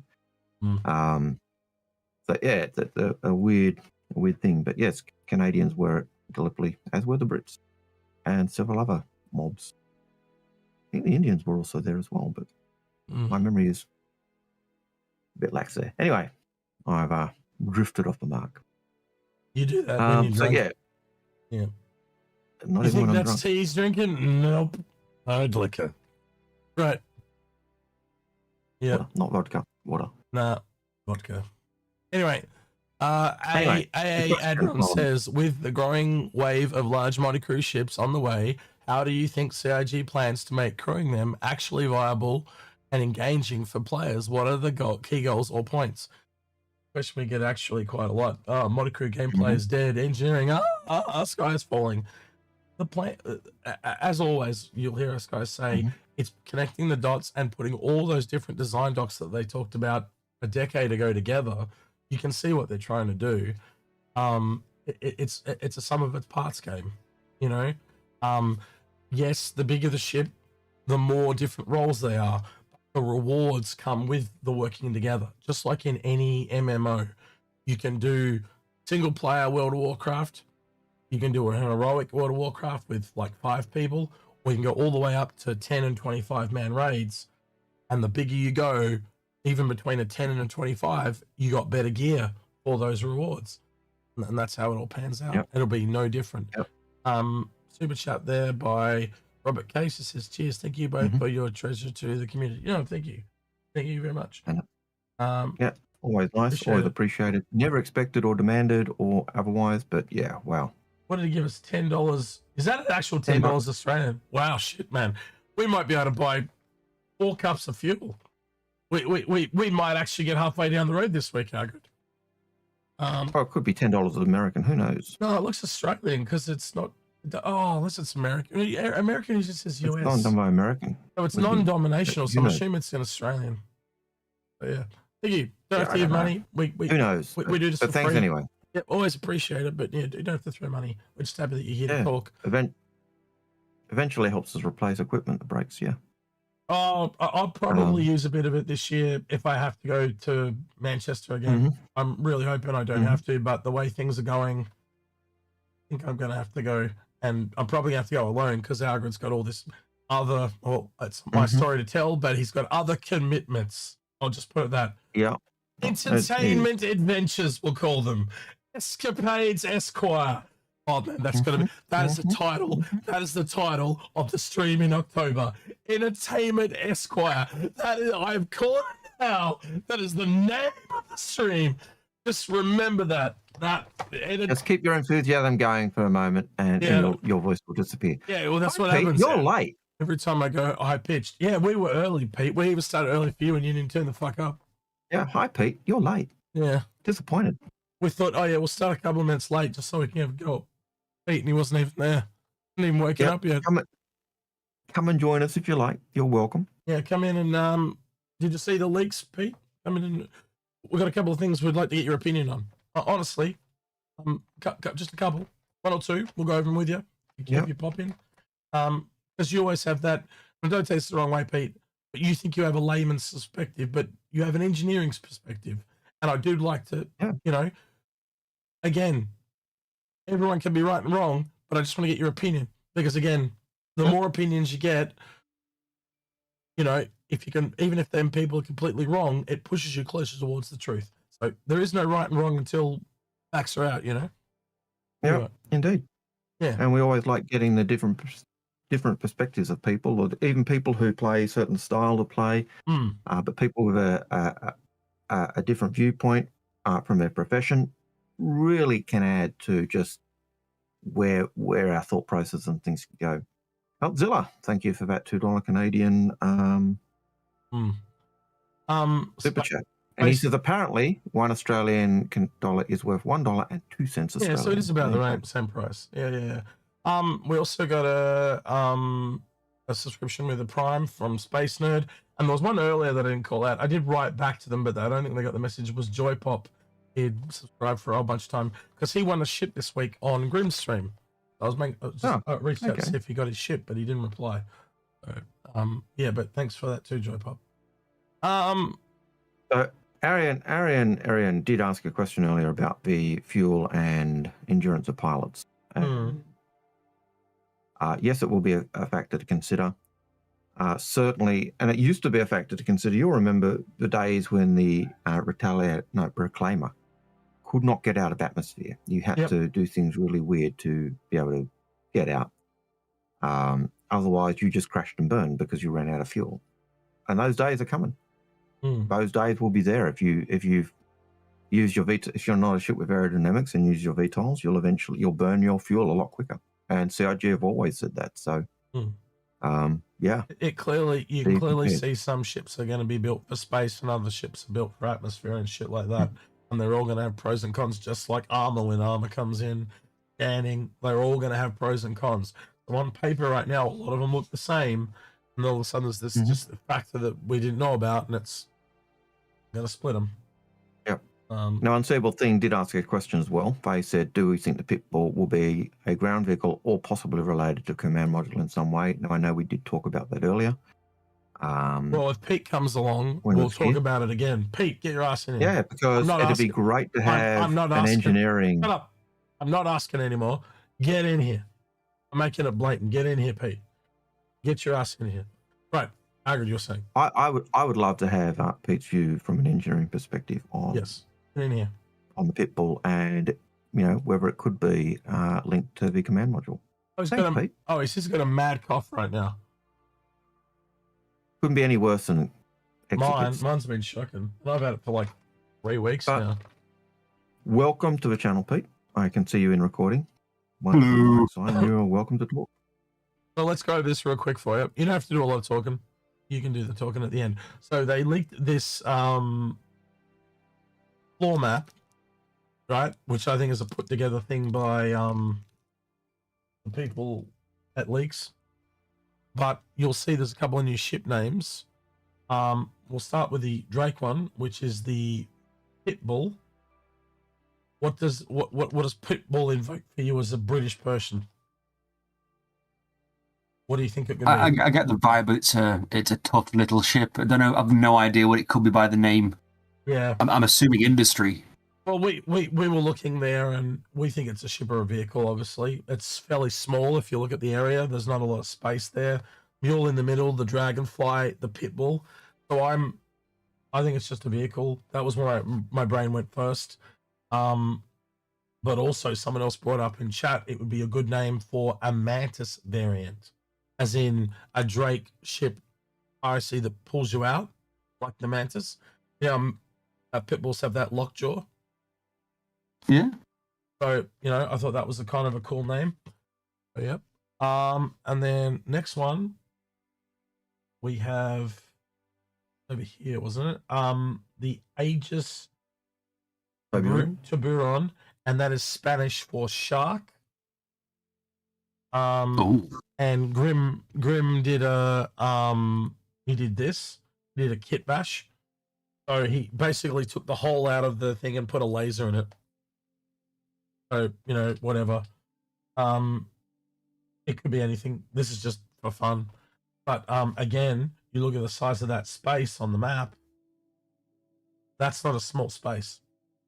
To put it in comparison, if I zoom out, it's bigger than the Perseus in space terms. So I have to assume it's at least a Hammerhead size ship. It's just something pretty big. And apparently the caption under that area of the map is the new standard, or a new standard. Okay. And then we had the sneak peek on that. Where did I put it? Yeah, this one. This is apparently the Starlight, and the tagline was "Fill her up." So it implies that they're a refueler of some description. And if you go back to the map, they're up here. Where was it? No, over here. So they're also a very small ship. Surrounded by a lot of vehicles. So these are all vehicles. And an Asgard. I'm actually, where my brain is going is the Starlight is a ground refueler or ground gas collector, whatever you want to call it. And I reckon the Pitbull's a fighter. That's where my brain's going now.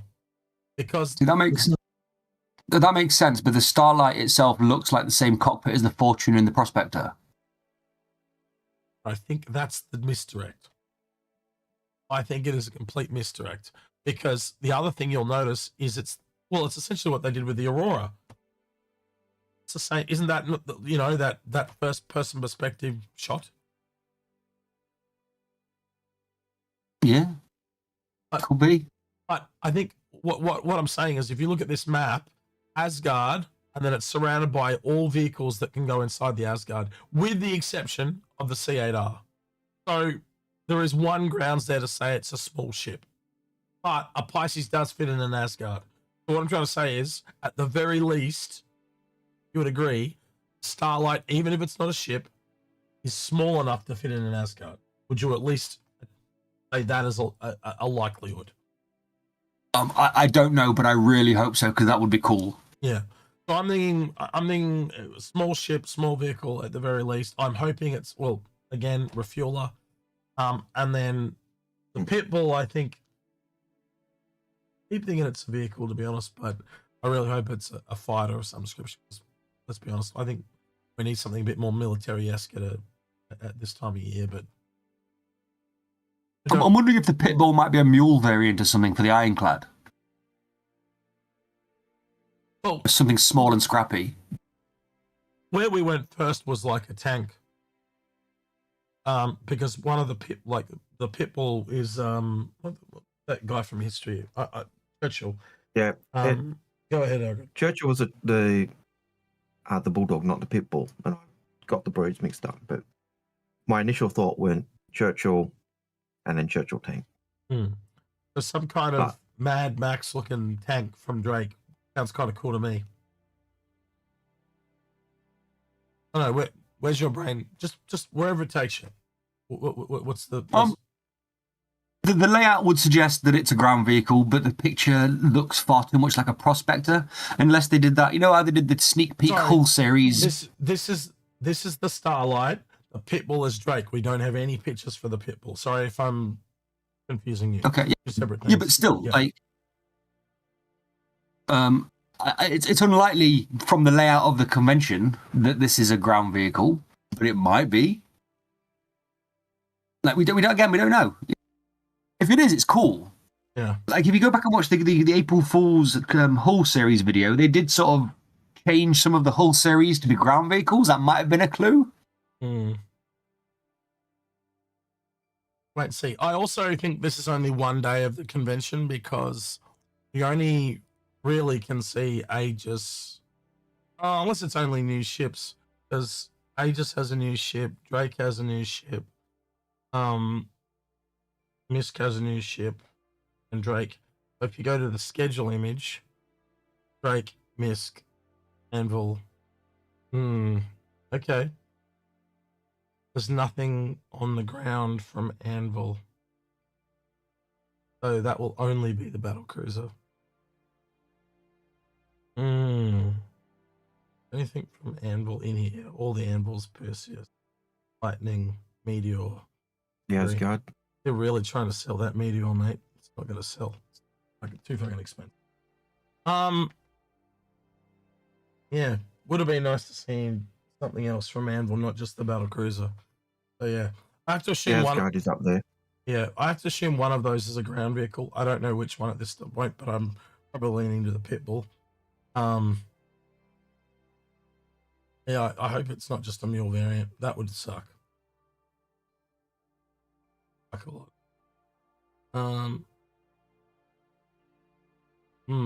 But if the Pitbull, no, if the Starlight is a, changing text slightly, if a Starlight is a ground refueler, that makes sense because we know fuel is coming in. We've got all the ships having the little ground port. Do Misk have a ground vehicle at all? They don't, do they? Not that I'm aware of.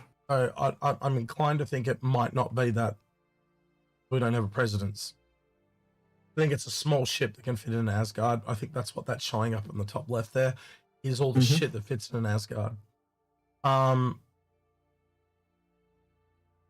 The fact that what Pete said, the mule and the dragonfly are up front, makes me think it's also a vehicle. Yeah. Tiburon, I've just got to think it's some kind of Hammerhead variant. Yeah, I don't know. I'm a bit less excited now. We'll see. We'll see. With it being sharks and laser beams, I'm not convinced that the Tiburon's not like a salvage or mining variant. Like, I really like the Idris laser beam, but, you know, it's more likely to be something established. Couldn't it just be literally like a small railgun like that's on the Idris, but it's on a Hammerhead? Think about it. You just Maybe, yeah, it could be. Isn't that like what size is the railgun on the Idris, Algared? Size 10 or something? Or is it size 5? Whatever. Do you know what I mean? Like, just make it smaller and put it on another ship. The other thing to remember, Pete, is this is Defense Con, where they focus on the military ships, and that's why I don't think we'll see. Why I would be surprised to see a salvage vehicle or a mining vehicle. Certainly, a mining vehicle would surprise me. Salvage, I could bend to see it fitting in because you're salvaging and retrieving damaged or destroyed vehicles, or for repair. But yeah, being a military sail, they needs. This is what I mean. Like, there's just not enough military. Like, I could see the refueler, right? I'm gonna give you that. It goes both ways, right? Pitbull has to, some kind of combat vehicle, right? Cool. That Tiburon, I have to lean towards military because these are all on the floor, right? And the reason I'm going to point out the assault's there, but not the ironclad. Why? Because it's military. Here I'm going. So I have to assume these are all military skewed based on what I'm seeing on this page. Fair point. Right? And so if I'm doing the military skew, if Defense Con goes either side, it goes for 2 weeks, right? I wonder if it goes either side. Do we have some ships that aren't on the show floor and they just appear in a hangar somewhere? That's my other thought, but we'll see.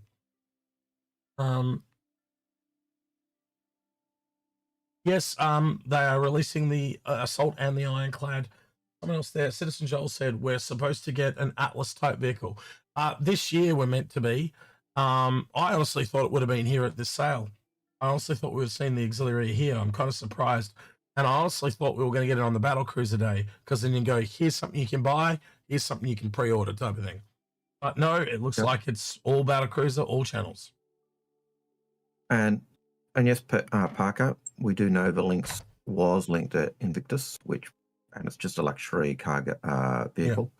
That was also the worst sale of Invictus we have ever had. It was 2 ground vehicles and a snub. It was the shittiest sale they've ever done. But they did tie the Lynx in with the military in being it's a general's personal transport. And it's the only time I can recall them ever doing a non-combat vehicle being launched with. It was also because they'd lost a bunch of people. That's why, and they had to train a bunch of people up. That's what was the worst sale they've ever had. But it's the only time they've ever that I can recall them doing a non-military ship at Invictus. If it's not a fighting vehicle, I could see them doing a repair vehicle, because that's it's the reclamation vehicles. I could see them doing special engineering vehicles. I could see them doing other stuff, but a mining vehicle just doesn't make sense. A refueler makes sense. A salvage vehicle makes sense. In terms of industry, hauling can make sense because you've got your supply, but it's we have a subscriber. Yeah, the grey areas. We have a subscriber on Twitch that asks, CEDAR fits in the Asgard. Would that mean the Starlight does too? Yes, it's completely new hull. Yeah, well, that's essentially what I think it's implying up there in the top left of this map. You got the Asgard in the middle, and it seems to be mostly vehicles except for the C8R. The C8R also fits in the Asgard, so I think we can safely assume the Starlight, no matter whether it's a ship or a vehicle, can also fit in. Yes. We did talk about that. You obviously just missed that would be the thought process. Yeah. All right. Next one. Next question. Oh, Pete, is there anything else you want to add? You can head off if you don't want to stay. You're good to. You may leave. No. I'm just in here in case Algared summons me again. That's all. Oh yeah. Oh, it wasn't me. Right, okay. Good to know. No, I requested. You demanded. I requested. All right. I asked his opinions on the engineering take on the bulldog or the pitbull. But if you want me to bugger off, I can do. Well, no, you can stay. You can always stay. Most of it, whenever you want. Engineering question though, do you see that the next set of ships that we kind of need is refueling, refining as a part of going from crafting to base building? You need that. That's the missing link in gameplay. Refueling, definitely. I think after what they said last week on SCL, I think refining's dead as a game loop. Did they say on SCL? They said that you can't increase the material quality at all, so it's just essentially material processing now. At present, I wouldn't be surprised that going forward they'll do that. Yeah. Did they actually say at present? They said they have no plans to let you introduce the quality, which includes the plans for refining. Interesting. No plans to. Okay. Interesting. Okay. We'll see. All right. They could be trolling us, but yeah. Yeah, no, not an official thing. I might have to go back and watch that myself. I tend not to watch them because they are so long and they've got 1 minute of information in them, if that. Luckily for you, it's literally the first question. Oh, good. Oh, then I'll watch it. The assailee who says, might the new Gatac ship be a generalist? We did talk about that already. I don't think it fits their mantra.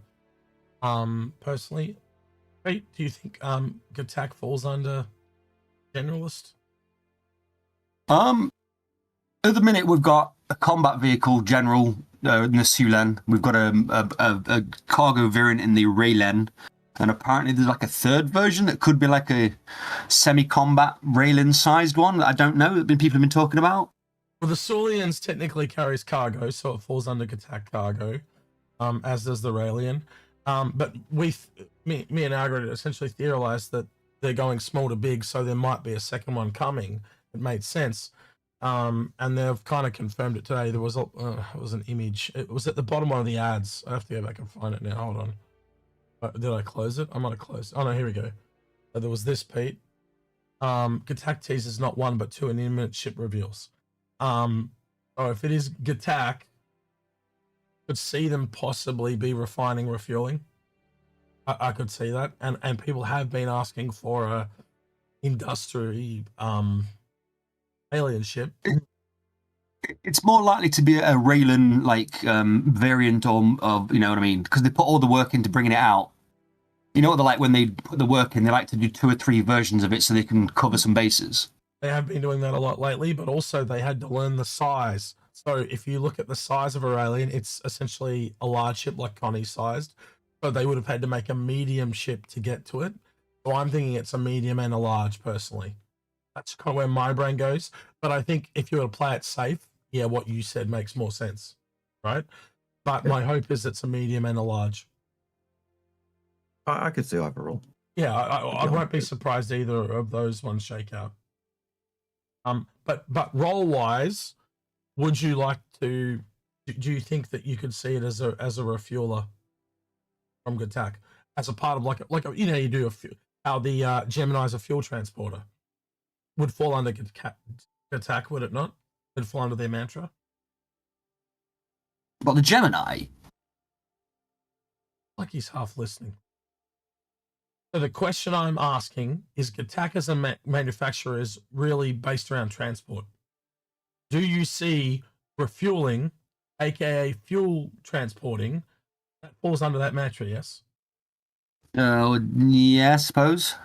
So because the Gemini is a fuel transporter, so much like the Starfarer fuel transporter, you could get like a Gatac Raelian fuel transporter would be the variant you're talking about when you mentioned a Raelian variant. And I think it lines up. So, you know, a fuel transporter variant of a Raelian makes sense to me, or a smaller medium variant that does fuel transporting, either or. So instead of them daft triangular cargo pods, it's got fuel pods. Yes, that's it. Yeah, okay, yeah, sure. So, and we need refueling really badly. It's all over 4.8, because once you kind of get that in, then you can go to putting, which will be the. If you read chat, it looks like Zenon's got a really plausible theory. Aurelian has salvage control hard points. Ooh. Well, And you've got to remember, Gatac are industry and manufacturing. technically speaking, siphoning fuel is a part of the salvage game loop. I will state that. That was stated back in the, you would remember, Algared, the reclaimer salvage stocks back in the day. Yeah, they used to talk about you need to take the fuel out, the ammo out, the weapons off, the components out before you rip it apart. Otherwise, it goes boom. Would you see a salvage siphon hybrid? I wonder. I didn't even think of it like that. Well, people have been calling for industry-based alien ships. They'd love to see an alien salvager. They'd love to see an alien miner. They'd love to see, and they're the two main gameplay loops for industry. We know refueling's coming, and they're all over that. So yes, I could see that. Problem with refueling at the moment is they do seem to have problems with in-space refueling. If they don't crack that, I don't see them fixing that. They have been working on it. I've been testing it in the tech preview. Yeah, they are working on it. And you know as well as I do, Algared, I always assume when they're working on a gameplay that there's something new, a new ship coming for that gameplay.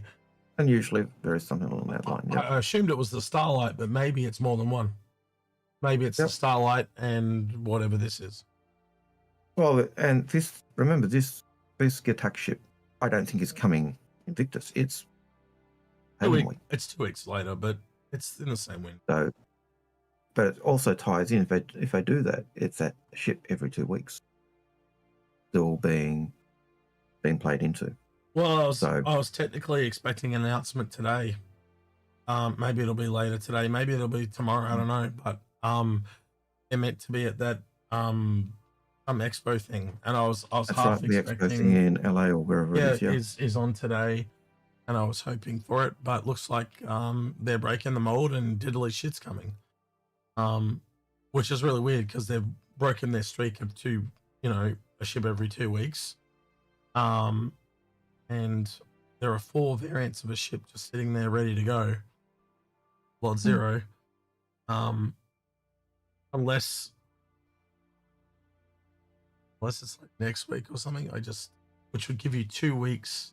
Because if you delayed it by a week, right? We know that Invictus starts on the 14th.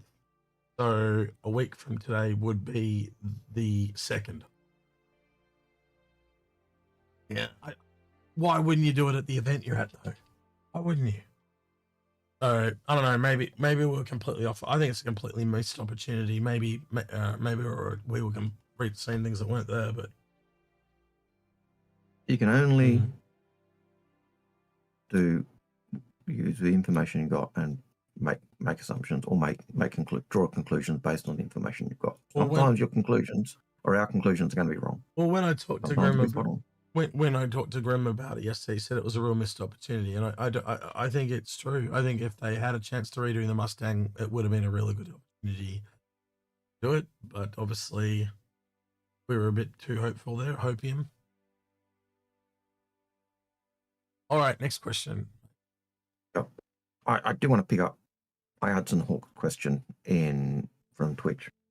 A, because he doesn't have a question, but B, because it actually ties really closely into what we're talking about at the moment. He says, do you think it's true that they will implement a system where space stations won't have infinite fuel supply? And my answer to that is 100%. Yep. 100%. Stations will actually have contracts where you go and supply the station. They've talked about blockades and all that for years. If you have a lot of copper and you want to make money, you can block off copper supply coming in, and then you've got the only copper, and you can set the prices. They've talked about this shit before.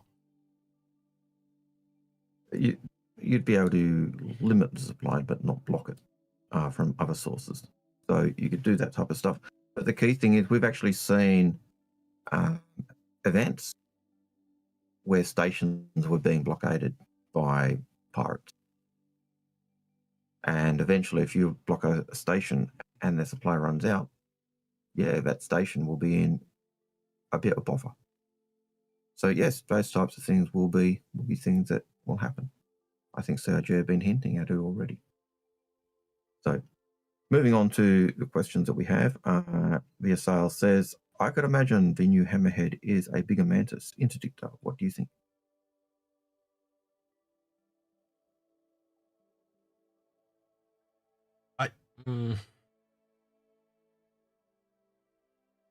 I'm analyzing it as I say it, but the name doesn't imply that. I think if you were gonna it would be more like a tech warfare name than a shark. Right? And essentially if you're going from Hammerhead to shark, well, the Hammerhead is, you know, the shape of the ship, what it does, and it's a more, you know, unique shark, the way it looks, right? So if you're going to shark, doesn't that sound more like a standardization or a more vanilla variant? Mm. So if that's a Hammerhead's anti-fighter, doesn't that just mean that it's kind of like more of a direct fighter? So, you know, it's like I said, the variant I keep coming back to is just like, but instead of quad size 4s, maybe dual size 6s or something like that. So it essentially fights, you know, a little bit up, a little bit down, but not directly down like the Hammerhead does. You know, it tailors. So it's something that, you know, maybe it can go toe to toe with a Perseus, but It's more of a brawler. yeah, you know what I mean? Like where it's doing constant damage, where the Perseus is essentially doing these massive big boom damage. And I don't know which one would win. I'd have to sit there and think about it, but it sounds like a Perseus competitor to me. What I'm hearing. I would love it to be, or I would hope it would be something similar to a boarding ship, just because of that. And I say it every time, just because of that massive, great big boarding. What is it? The boarding mechanism on the Hammerhead with the big spring thing. Yep. When you get inside the Hammerhead, he's talking about the front area that was built for looks for Squadron. That whole ship was built for Squadron, by the way. But it was meant to be like ram into other ships and then the docking collar and then dock with them. Yeah. And I'd love to see it as a boarding ship. It just seems to scream it. It just, what it lacks though is the marine quarters, or it's where that whole image came of the Perseus of the Hammerhead ramming through it, because Anyway, what you were gonna say? Is this Tiburon the first time they've ever gone back and retroactively done a side grade to a vehicle? I think it might be, because every time they've ever released a variant, it's always been with the re-release of the ship. You know what I mean? Not really. They did a Valkyrie one. I made the Asgard and the Paladin. But if you listen to what they say, that's a completely different ship. It's not a variant. Yeah, I think it's going to be the same thing. I think you're going to find that, because we've seen screenshots. Trispone found they'd taken a video that they'd used at the end of their YouTube videos, and they'd inserted a Hammerhead-looking ship into it. And he found it, right? It was hidden under the thumbnail. So you know how, like, where Algared and I are here. Imagine at the end, and then all of a sudden, if you removed Algared out of the way, there was a Hammerhead there. They had hidden it behind there. And he happened to have noticed it because he was watching it on his TV. And if you watch it on your TV, sometimes the thumbnails don't appear. And he went, what the fuck is that? And you could tell it was slightly different from a Hammerhead. It had a Hammerhead aesthetics, but it was slightly different. And we looked at it. You looked at it and went, yeah, I'll see if I can find it. Go ahead, Algared. But you look at it and you go, oh, that's a Hammerhead. And then at the same time, you're going, here we go. That one has just been given a gold path, or this just didn't look right. So this is how this is what res it was at the end of the video. But if you zoom in, you can make out there are subtle changes, like what are all these little whole ribs along here, you know? I think they did a size comparison, and it was shorter too. Smaller. Yeah, there's a bunch of little things when you go across the outside. You can't see what the details are, but you can see the details and tell that it's not exactly the same. And so the question was that the reworked Hammerhead just gold passed, or was it the variant or something else? And you can't really tell. It's just, no. You know, and it's Hammerhead. And there's other weird things like, is this something attached to it, or is this something in the background? You know, like there's all these questions. So until it comes out, we don't really kind of know. Again, as usual, enough rope to hang ourselves, but that's about it. So we'll wait and see what shakes out. But I'm pretty much expecting variant territory. I don't know about you boys, but you know, it's been a pretty big staple over the last couple of years. You know, what they call a variant and not a variant is minor greeble work on the outside. You know, it's kind of like the look at the Ravens Algared. You know, you put some extra fins or change the Drake cutter. That's another one. You know, change the engine slightly, add some extra fins, and if you build it all modular from the beginning with those ideas in place, well, it's not that complicated. So if you look at the Hammerhead, if they made it, let's just say for argument's sake, right? The turret arms on the side were modular, and you can essentially take it off and put a different one on. Well, when you've planned that from the get-go, that's not that big of a deal all of a sudden, is it? Because you just build one, build the second one, and then in-engine swap them over. So it's the same thing. Like, again, if you plan for the variant, not that much extra work. It really isn't. Obviously, a bigger ship, more work. You get my point, right? Still stands. And I know you know this, Pete, because you model in Blender. Yeah, it's a lot easier to make small things into big things than it is big things into small things, because you can group the small things together into collections and then instance them and so on and so forth until you get a nice looking big thing.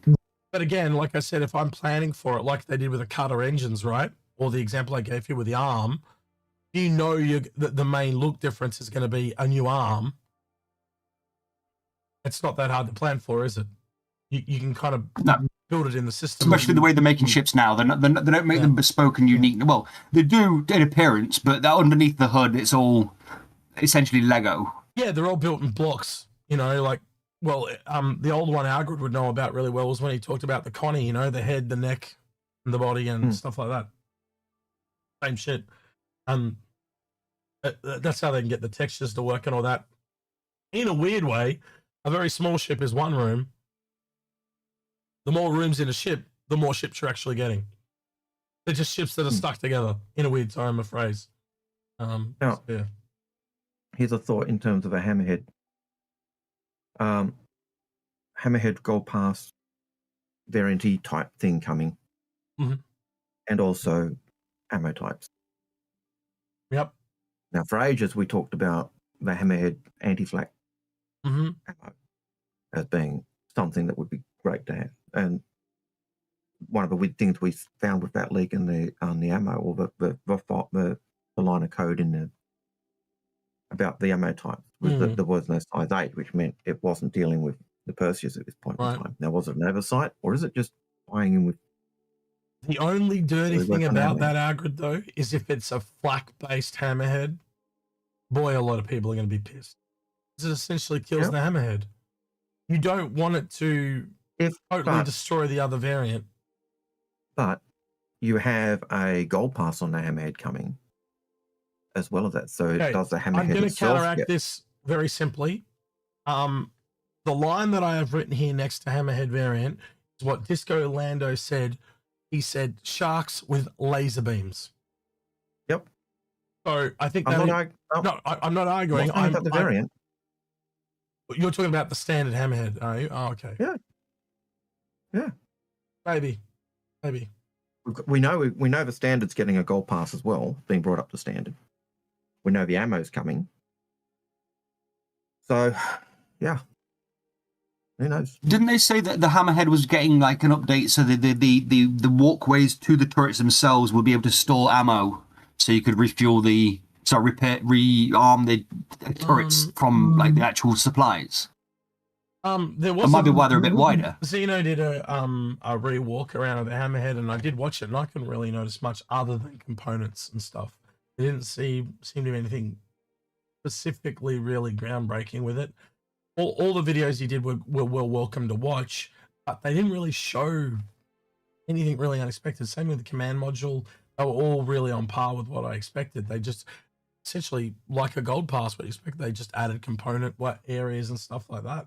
There's nothing really groundbreaking. The lighting of the engine room is still horrific in the Hammerhead with all that shit flying around, off the engines.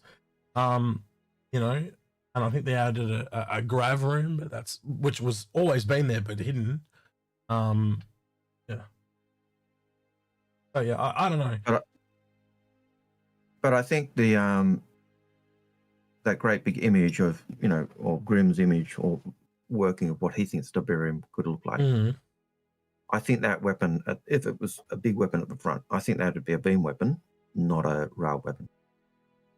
Again, based on what Disco says. Yeah, but based on this image, wherever it was, this one, I don't think there's a laser on the front. That to me still looks like the same old docking. Yep. But these turrets look different. They all. I reckon I think it's just a laser or rail beam turrets, is what I think it is. Yep. And could very well be. And I know this is going to sound really weird.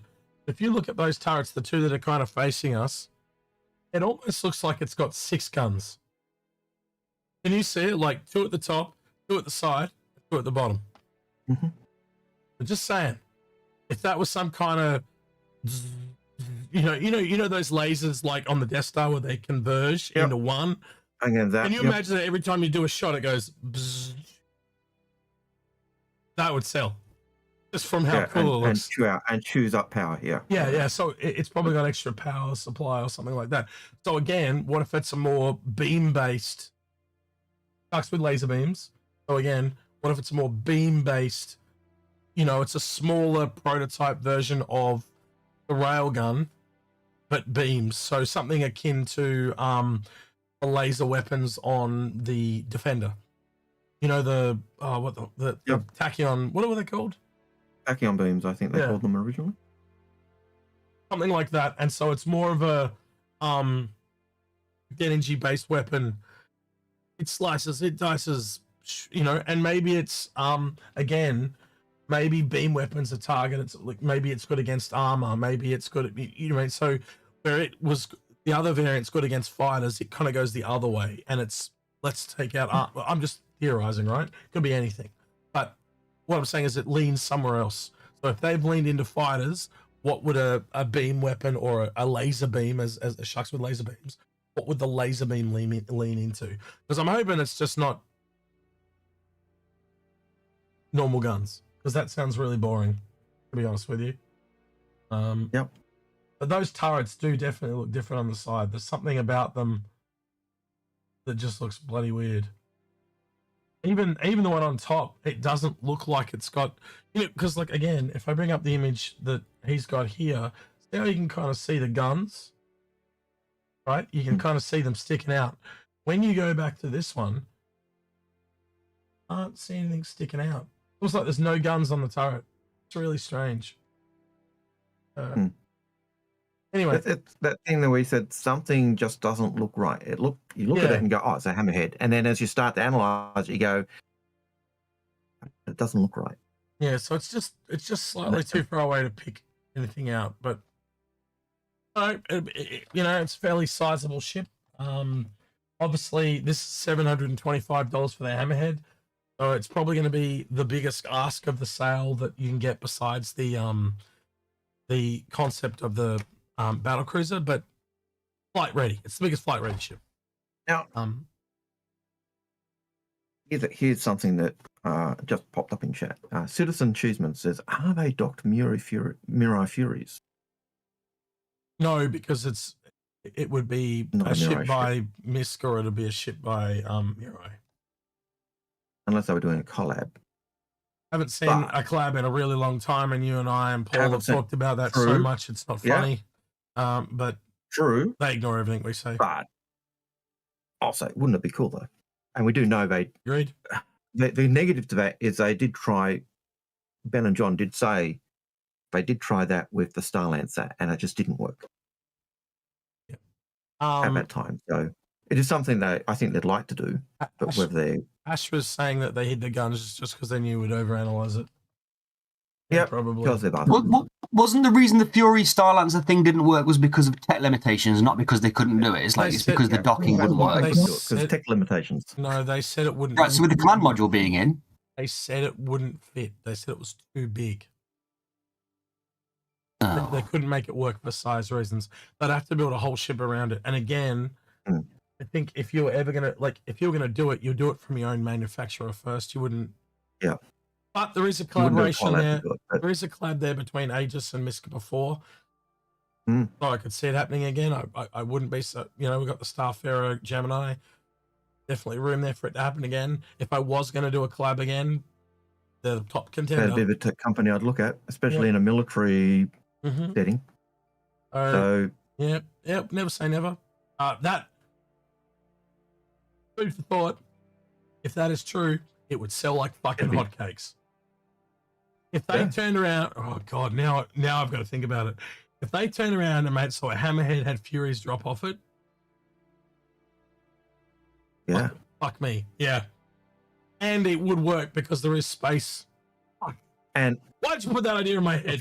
Before pilots fly out, you've still got 2 turrets for self-defense. Yeah, it'd just be the top and bottom one stay and the 4 fly off.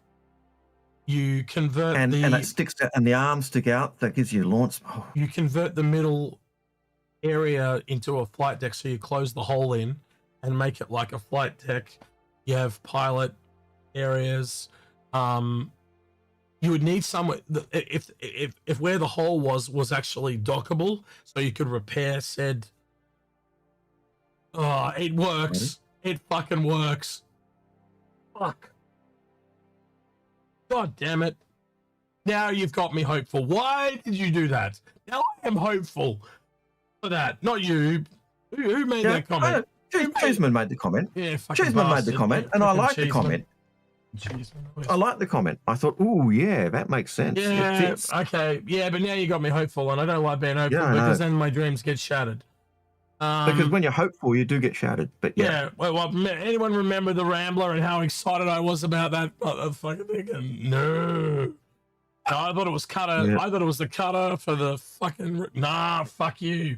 No, I had all these cool ideas about it. It was fucking sick. It sounded amazing. I was so stoked. And it was a shitty fucking. That's just welcome to our world. Shitty fucking Explorer that sucked ass. It was shit. We live in that world all the time. That's why we talk shit. But yeah. All right, no more water. Where's the vodka? I'll chuck the question to Pete. Pete, what do you think of that idea? Is it doable? I really like the idea, and with the command module tech, it's animations and geometry, and they're really good at that kind of shit. So I can see it. I'd love to see it. I need it. That's the other thing that ties in, which Pete just reminded. The command module tech ties in with that as well, because the Furies become part of a ship. Look, my brain is going slightly somewhere else, right? Remember I talked about I wanted to make a ship and I called it the Remora. Was it, no, what did I call it? Fuck, I'll have to Google it. Remora, but one that the little ships that suck on the sharks. Yep. The reason it's a shark is because the Remoras are the turrets that break off. See where I'm going? Oh, yeah. Even name-wise, it's starting to line up. So it's not Furies, it's a whole new snub called the Remora. And I even joke, you remember the concept I showed you, that stick figure fucking thing I did, and I called it the Remora, and I said, yeah, imagine if it did this and this and this. It works on so many levels. I don't think it's Furies, but I do think they could be detachable snub ships or turrets that are snub ships. I think they took the idea and they ran with it. So that whole time, I had this idea, and they've been doing the same thing in the background. That would be hilarious. My hope is up here now. It has gone off the screen. Oh, you bastards! And you know they did like that idea. You know they tried to do the Furies docking, and they like that idea of a ship going, and it's very similar to command module stuff. So, ooh, yeah. And they know how much it would sell. And yeah. Also, ships like that have got a bonus where, like, if you can't afford the big one, you can buy one of the little snubs and just tag along. Exactly. So on that Aegis Day, Yeah. you've got two things for sale: the Remora and the Tiberus. And again, if you want to make it Spanish, let's what is Remora in Spanish?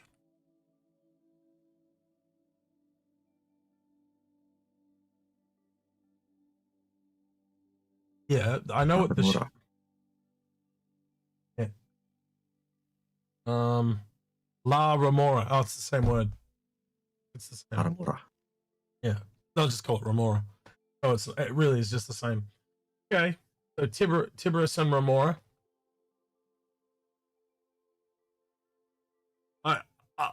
I don't want them to do it because I've been thinking about this for the last like 2 or 3 years, and if they turn around, they've literally taken my idea, taken my name.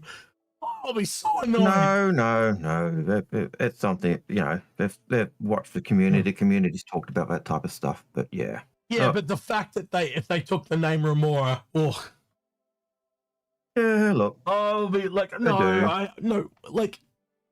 have these ideas and they're like total pipe fucking dreams, and then they actually do. Occasionally a pipe dream. Yeah, exactly. That's right.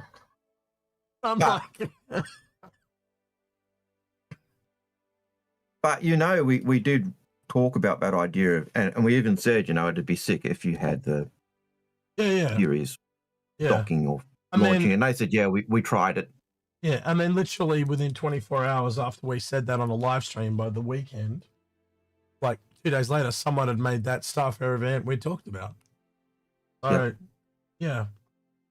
Yeah, so. And I'm not going to take the whole credit for that, but you are right. The whole community did talk about it.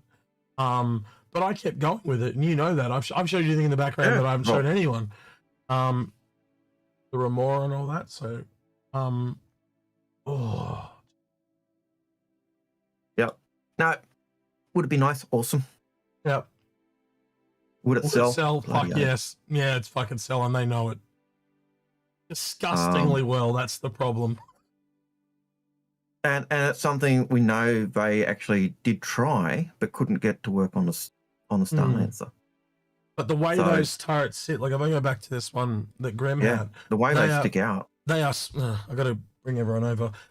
The way they stick out, like they kind of detach. They are perfect for that. So the whole snub essentially detaches, and then you just press a button and it just breaks off. Yeah, because the turrets literally come out and they're on. It is a ship that is literally almost designed for it. It's I can see it. I can scarily enough. I can see it too, but it doesn't look like a Fury, but it does kind of look like it's got an engine on it. See, 4 guns, 2 engines. Fuck, I wonder if it literally is just Hammerhead, but the turrets just detach. At this range and resolution, it looks like one of the Rylar ships from the last Starfighter. Yeah, kind of, it does. Yeah.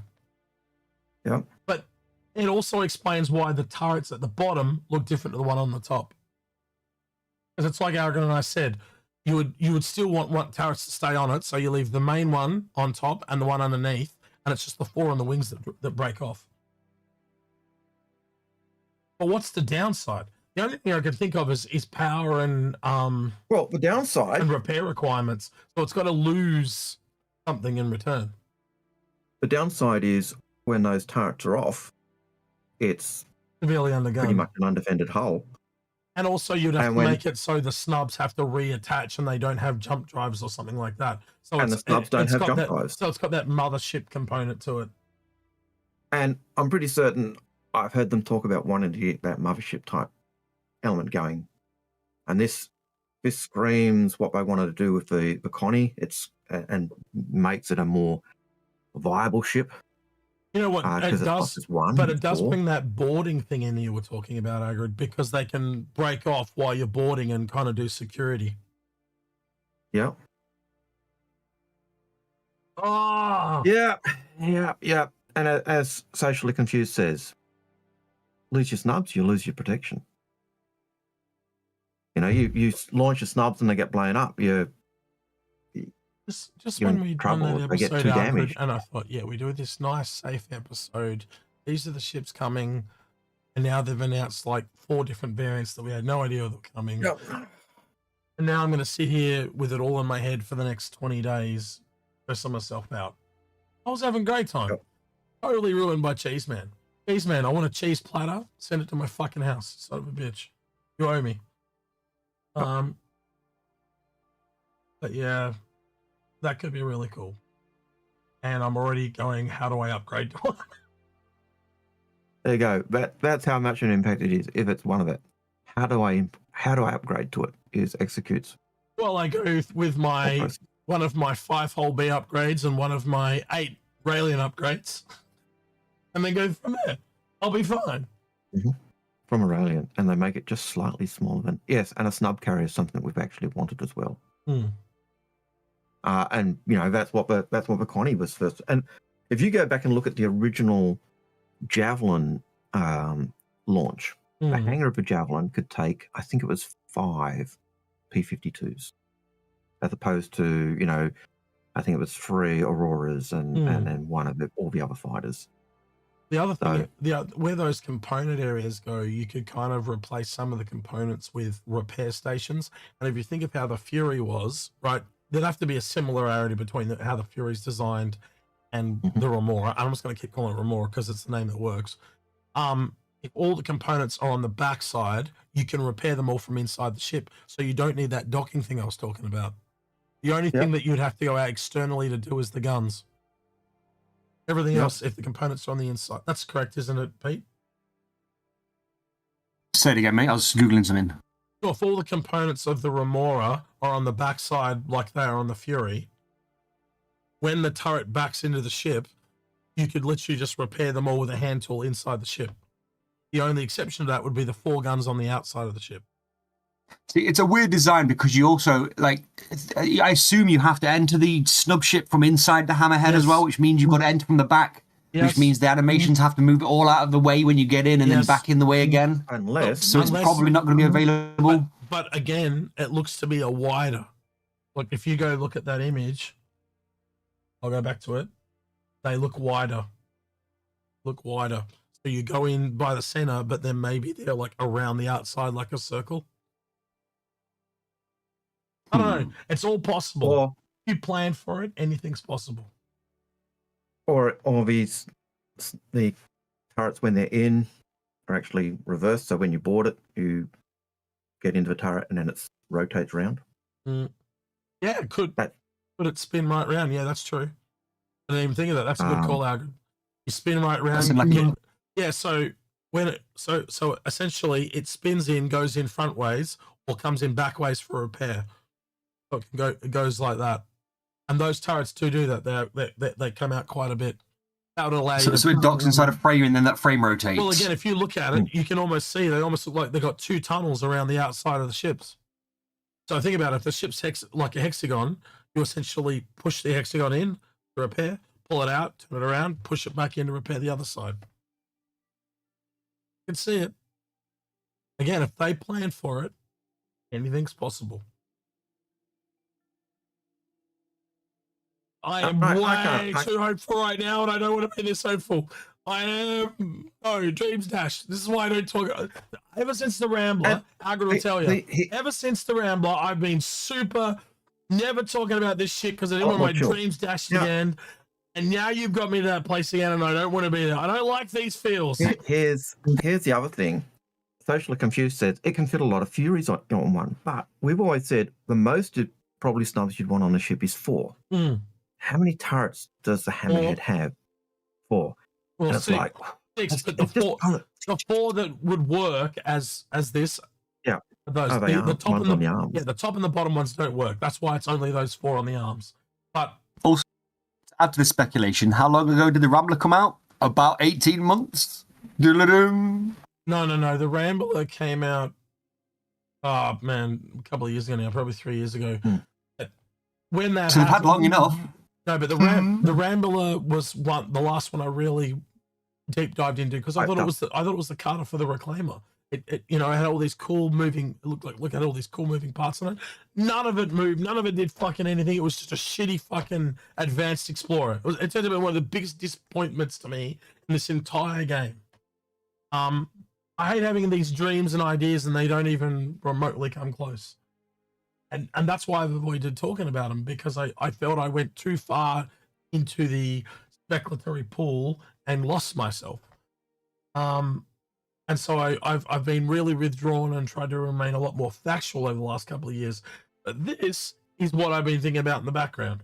That's why it's so. And no, you can't. So the whole time I've been thinking about this, and you're actually doing it. Fuck you. Like that. That's what it feels. Yeah. So now, the last socially time, confused. yeah. Socially confused came back. He said, "I was referring to the Ironclad Assault as a Fury carrier, because you could put a whole lot of Furies in there. Things that'll." Which would limit that would be the use of the grav on the cargo grids, but it's no different from putting Furies, but it's no different from putting Furies inside an Idris. You can put a whole lot more Furies in an Idris than you can in a assault. Yeah, but same situation. Then you've just got to have crew to fly them. But they, like, when we sat down with John and Ben at CitizenCon, we literally did talk about the Star Lancer and the turret idea, and they explained how they tried it out and it was too big.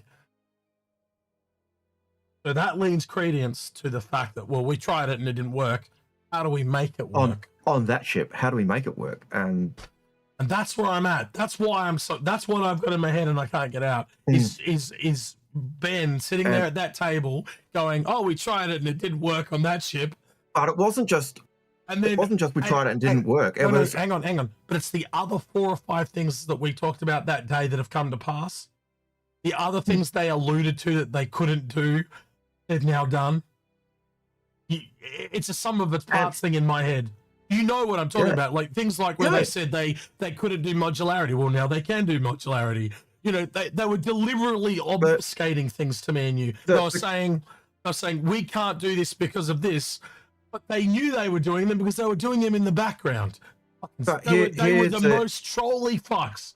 That's why I'm annoyed, because this could be real.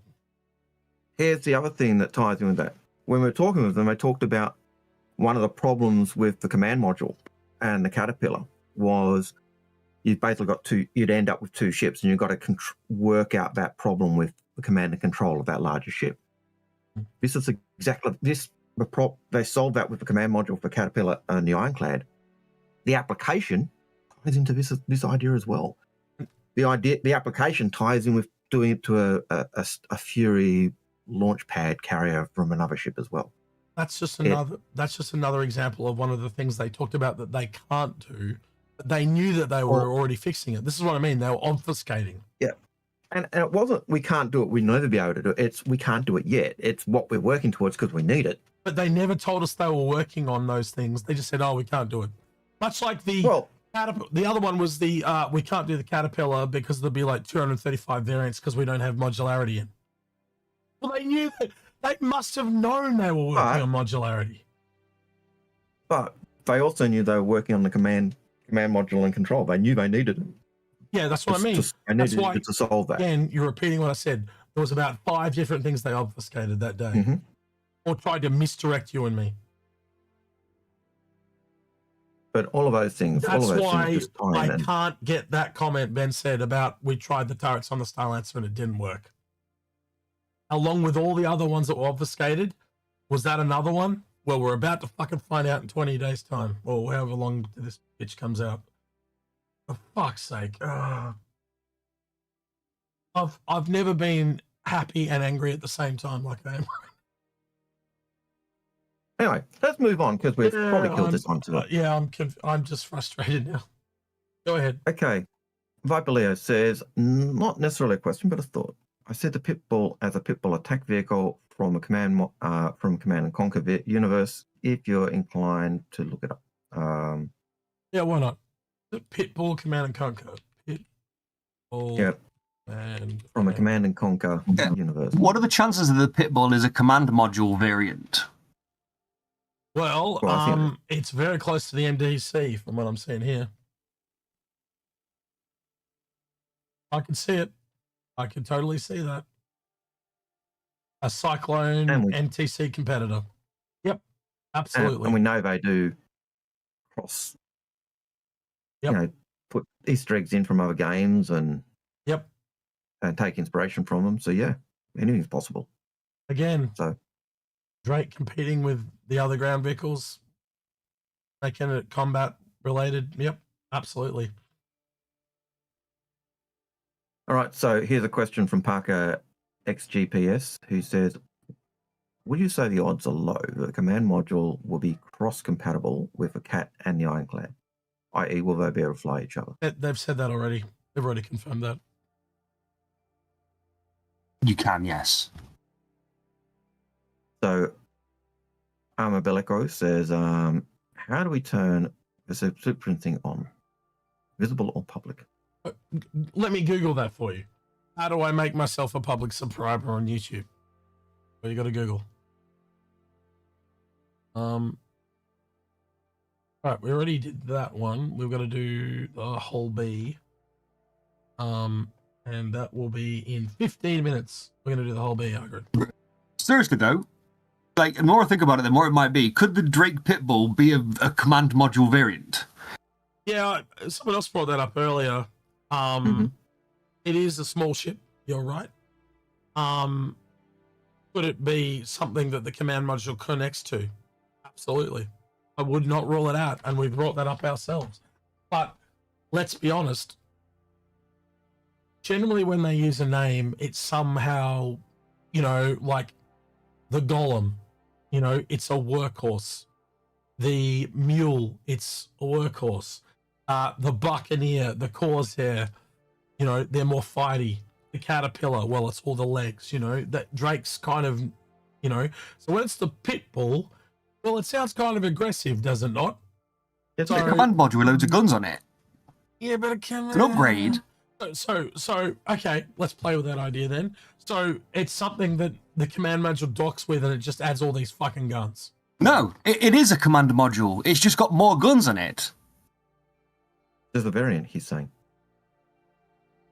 No, It's not the ironclad, the big bit. It's the little bit that controls it. The ring that we've talked about a few times, Algared, I'm more inclined to think it's the ring thing. So it connects to the ring thing and it just adds a fuckloads of guns and makes the command module able to be like actual function. And the reason they do that is then they can sell the command module because it does something. I would suggest it's a module for a command module rather than a... That's what I'm talking about. It docks with it and gives it No, more guns. it is it. It is the thing that knocks. It is the one that knocks. No, I don't think it is that because they've already got 2 command modules already. But if you gave it something that the... listen, let me finish. You let the other command modules have something that it can dock to, it allows it to be a standalone ship. That gives it a third thing. So if you have an ironclad and you buy one of these things, you can automatically... You can connect your... You can buy just the module, connect your ironclad's command module to it, and then it can fly off and gallivant and do its little adventures. It can fly back to the station and pick it up and turn it into more whatever it is, like a fighter or whatever. And in fact, it could be a series of modules for the command module. So does it make it an SRV? Does it make it? I think you've got it backwards. No, we've got the ironclad. We've got the Caterpillar, the ironclad, and the ironclad as assault. Let him finish. Stop. You've got it backwards because it connects to other things. Yes, but what if you replaced it with something else? Why? Let's say you've... Why? Why make another one? Because then you've got a version that's got a gun on it. But you've got, you know what I mean? Why not just add guns to, make a module that adds guns to it? That's far less work. You can sell a completely different command module to upgrade your Caterpillar or your Ironclad if you've got a separate version. But you can also... So you've got the Ironclad, you've got the command module, you've got the Caterpillar. They all use the same command module. Why not sell a second command module that's slightly different? Because you can use the command modules you already have And there's already 2 command modules out there. Why make why would you want to There's not. There's one command module. No, It fits on both the Caterpillar you are and wrong. the Ironclad. You are wrong. There are 2. The one on So the why can't there be 3? The one because they don't need that many. That's my whole point. It can go both. Look, I'll honestly give it to you this. It can go both ways. But I would far rather it be something it connects to. And guess what? The story that's been out there in the community for all those years is the Obi-Wan Kenobi ship. So the ring that it connects to. Not the other way around. So the story that's out there in the ether, much like the story of the last ship we talked about, the Tiberion, is that wouldn't it be cool if the command module had a ring to connect to? Algared, would you agree that is the story that is probably more out there in the community? That's one I've heard. I haven't heard anything about a 3rd command module. No, I haven't heard command modules. I've heard, wouldn't it be good if Snubs had this connection and could do that? But I would see... I could see it going both ways. The way I would see them going at the moment would be neither. They'd be doing modules like they're doing with the Mark 1 or the Mark 2. You'd attach the module in your hangar. You wouldn't dock to it. It'd be... Well, that's what I'm implying. It's a dockable module though, because that's how the command module works. So again, just like a ring that you can dock to that gives you your jump drive, would they make a series of modules for the command module? Yeah, look, I could totally see I it. think the command module itself is probably Aurora size in terms of... Oh, it's bigger than that. Right? It's quite large because it's double decker. But, it's... Yeah. But, it's that type of almost startery ship. Now, I think it's bigger than... I think it's got to be bigger than the Clipper. Algared, the way I'd explain it to you is it's essentially the front of the Freelancer without the back 2 rooms. That's how big it is. Mm-hmm. To take a Freelancer and literally chop it at the front room, how big take the engines off and yeah, it is a big ship. It's bigger than a Clipper. And so if I wanted to give the command module different abilities, I just have modules similar to what we've done with the Aurora Mark II. We know that they can put extra components on that in modules now because they've already done it.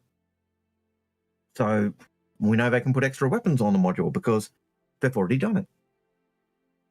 We know they could do extra cargo on the module because they've already done it.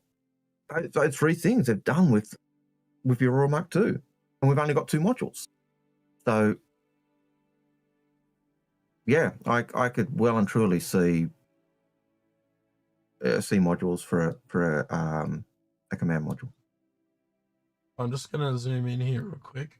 I'm mocking this up so you can see. You're basically putting the Freelancer next to the command module. No. Well, I'm doing it just so you guys can... What the fuck?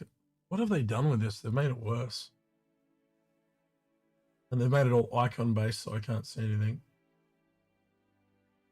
Oh, I hide the names. Don't worry about the names. Dump them down here. Like even there, you can see the command module on the Caterpillar is very close to a Freelancer if you knock off that back section with the engines. But if I put all 3 in here like this, what I was talking... You can see the command module of the Ironclad is also bigger than the command module of the Caterpillar. I'm going to zoom in, but...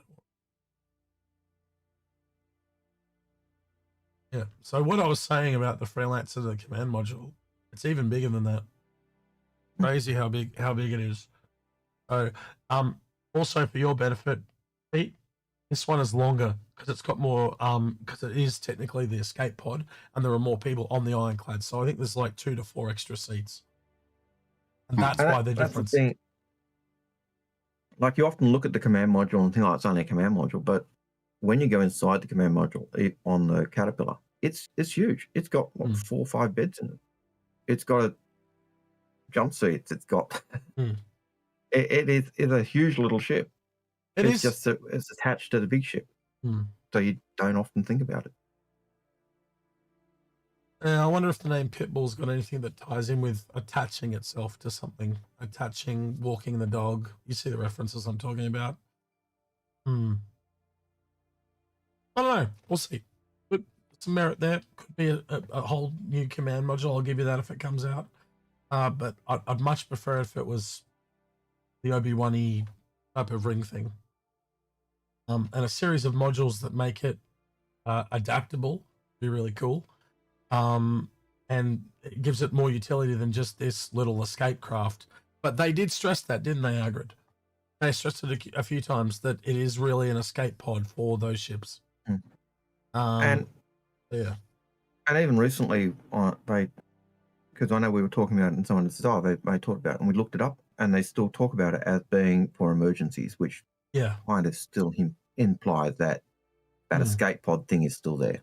Yeah. So.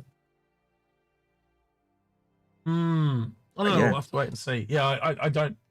I did have a. We did say they might sell a command module in our video. I was really hoping they wouldn't do that.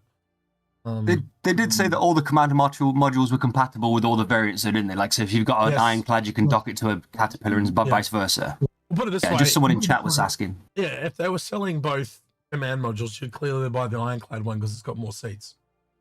Yeah, and attach it to your caterpillar and upgrade your caterpillar that way. Yeah, and to your credit, I actually was hoping that they would just simplify this into one command module. But like, let's say for an example, just as arguments, future preference thing, say they made one of these for the Kraken, right? And the Kraken's got like 10 people on it. Well, then you'd need 2 more seats again. You see where I'm going? So you really do need it to scale. If it is an escape pod, it's got to scale to the size of the ship you're on. So this is an ironclad command module. This is a caterpillar command module, and by associating it with the ship that it's tied to, it instantly tells you the size of it. The easiest way to kind of do that, but we'll have to wait and see. I don't know. They're it both ways. There you go. And Cody's saying that the caterpillar one is faster because it's red. No other reason, just red. Go to your room, Cody. Right. Next one, Algared. Ian Arion says, in real life, we see drones become the cornerstone of modern combat armies. Do you think we will see this reflected in Star Citizen, and if so, in what form?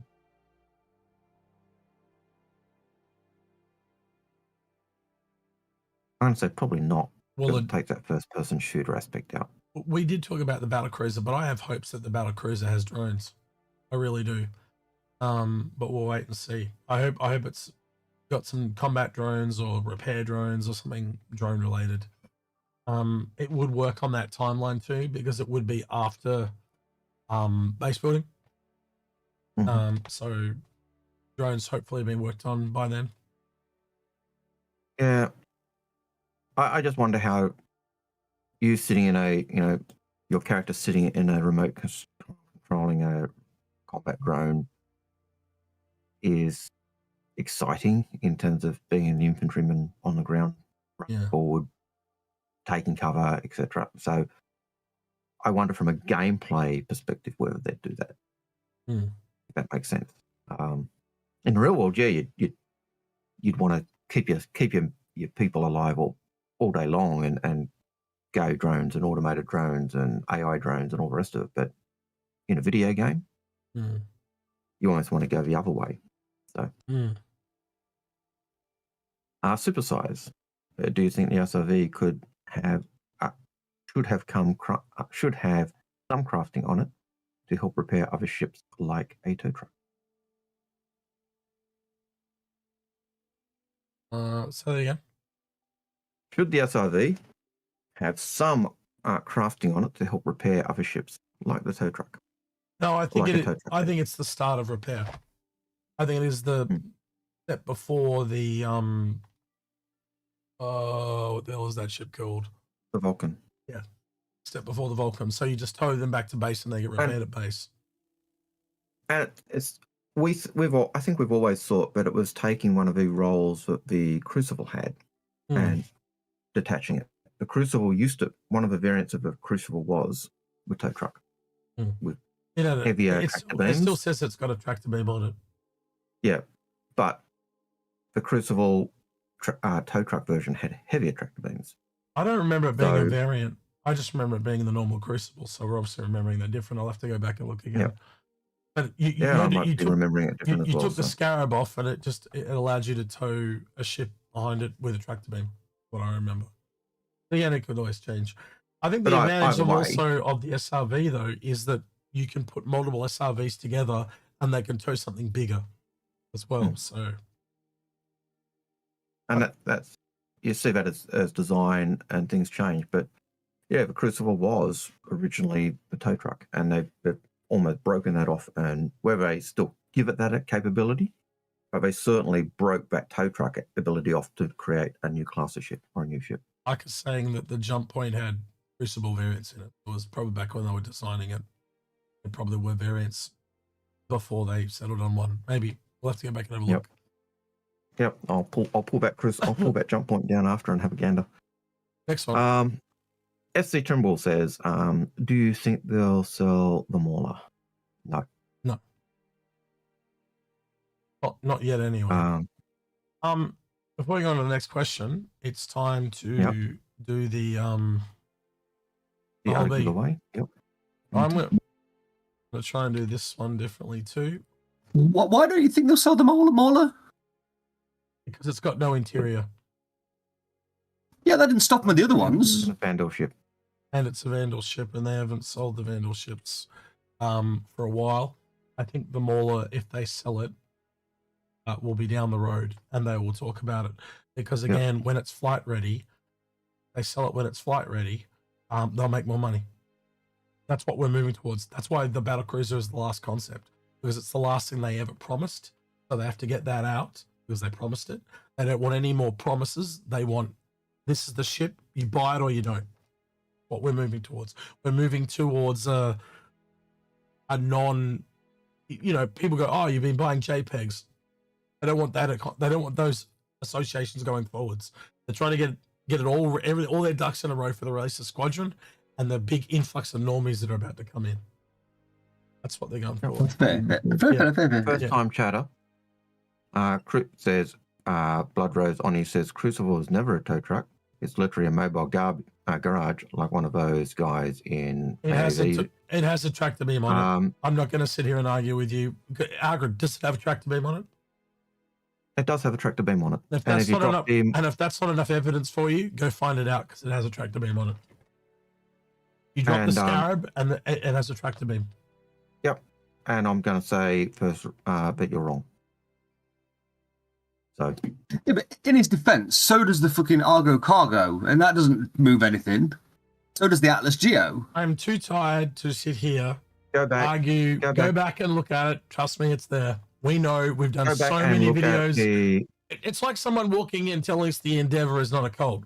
Like, piss off. You don't know what you're talking about. It's just we are also the Crucible is the next ship after the Endeavour that we've researched more than any other. You try to tell me anything about that ship, I will go look it up afterwards. But I guarantee you that we're right. If I'm saying it's got a tractor beam and he's saying it's got a tractor beam, it's got a fucking tractor beam. If you don't take our word on it, that's fine. You go find it out for yourselves. Or we are known as the cult of the Endeavour and the cult of the Crucible. I'm not going to sit here today and deep dive into shit. I'm just too tired for that. Just go watch our videos on the Crucible. Anyway, whole B, 2 of them. Random comment picker. I do reserve judgment that if I think it's a bot, I'm going to say no. But let's see who wins. Good luck, everyone. All right, I hate this new window. Dragonfire 5063. Let's hope new format is used on the Starfire and Freelancer series. Starfire really, yep, that guy looks legit to me. That looks like a legit non-bot comment because it's actually relating to the whole B and talking about the video. So I think this person, Freelancer and yeah. So it's not botted. Looks legit to me. So I'm going to let him have that.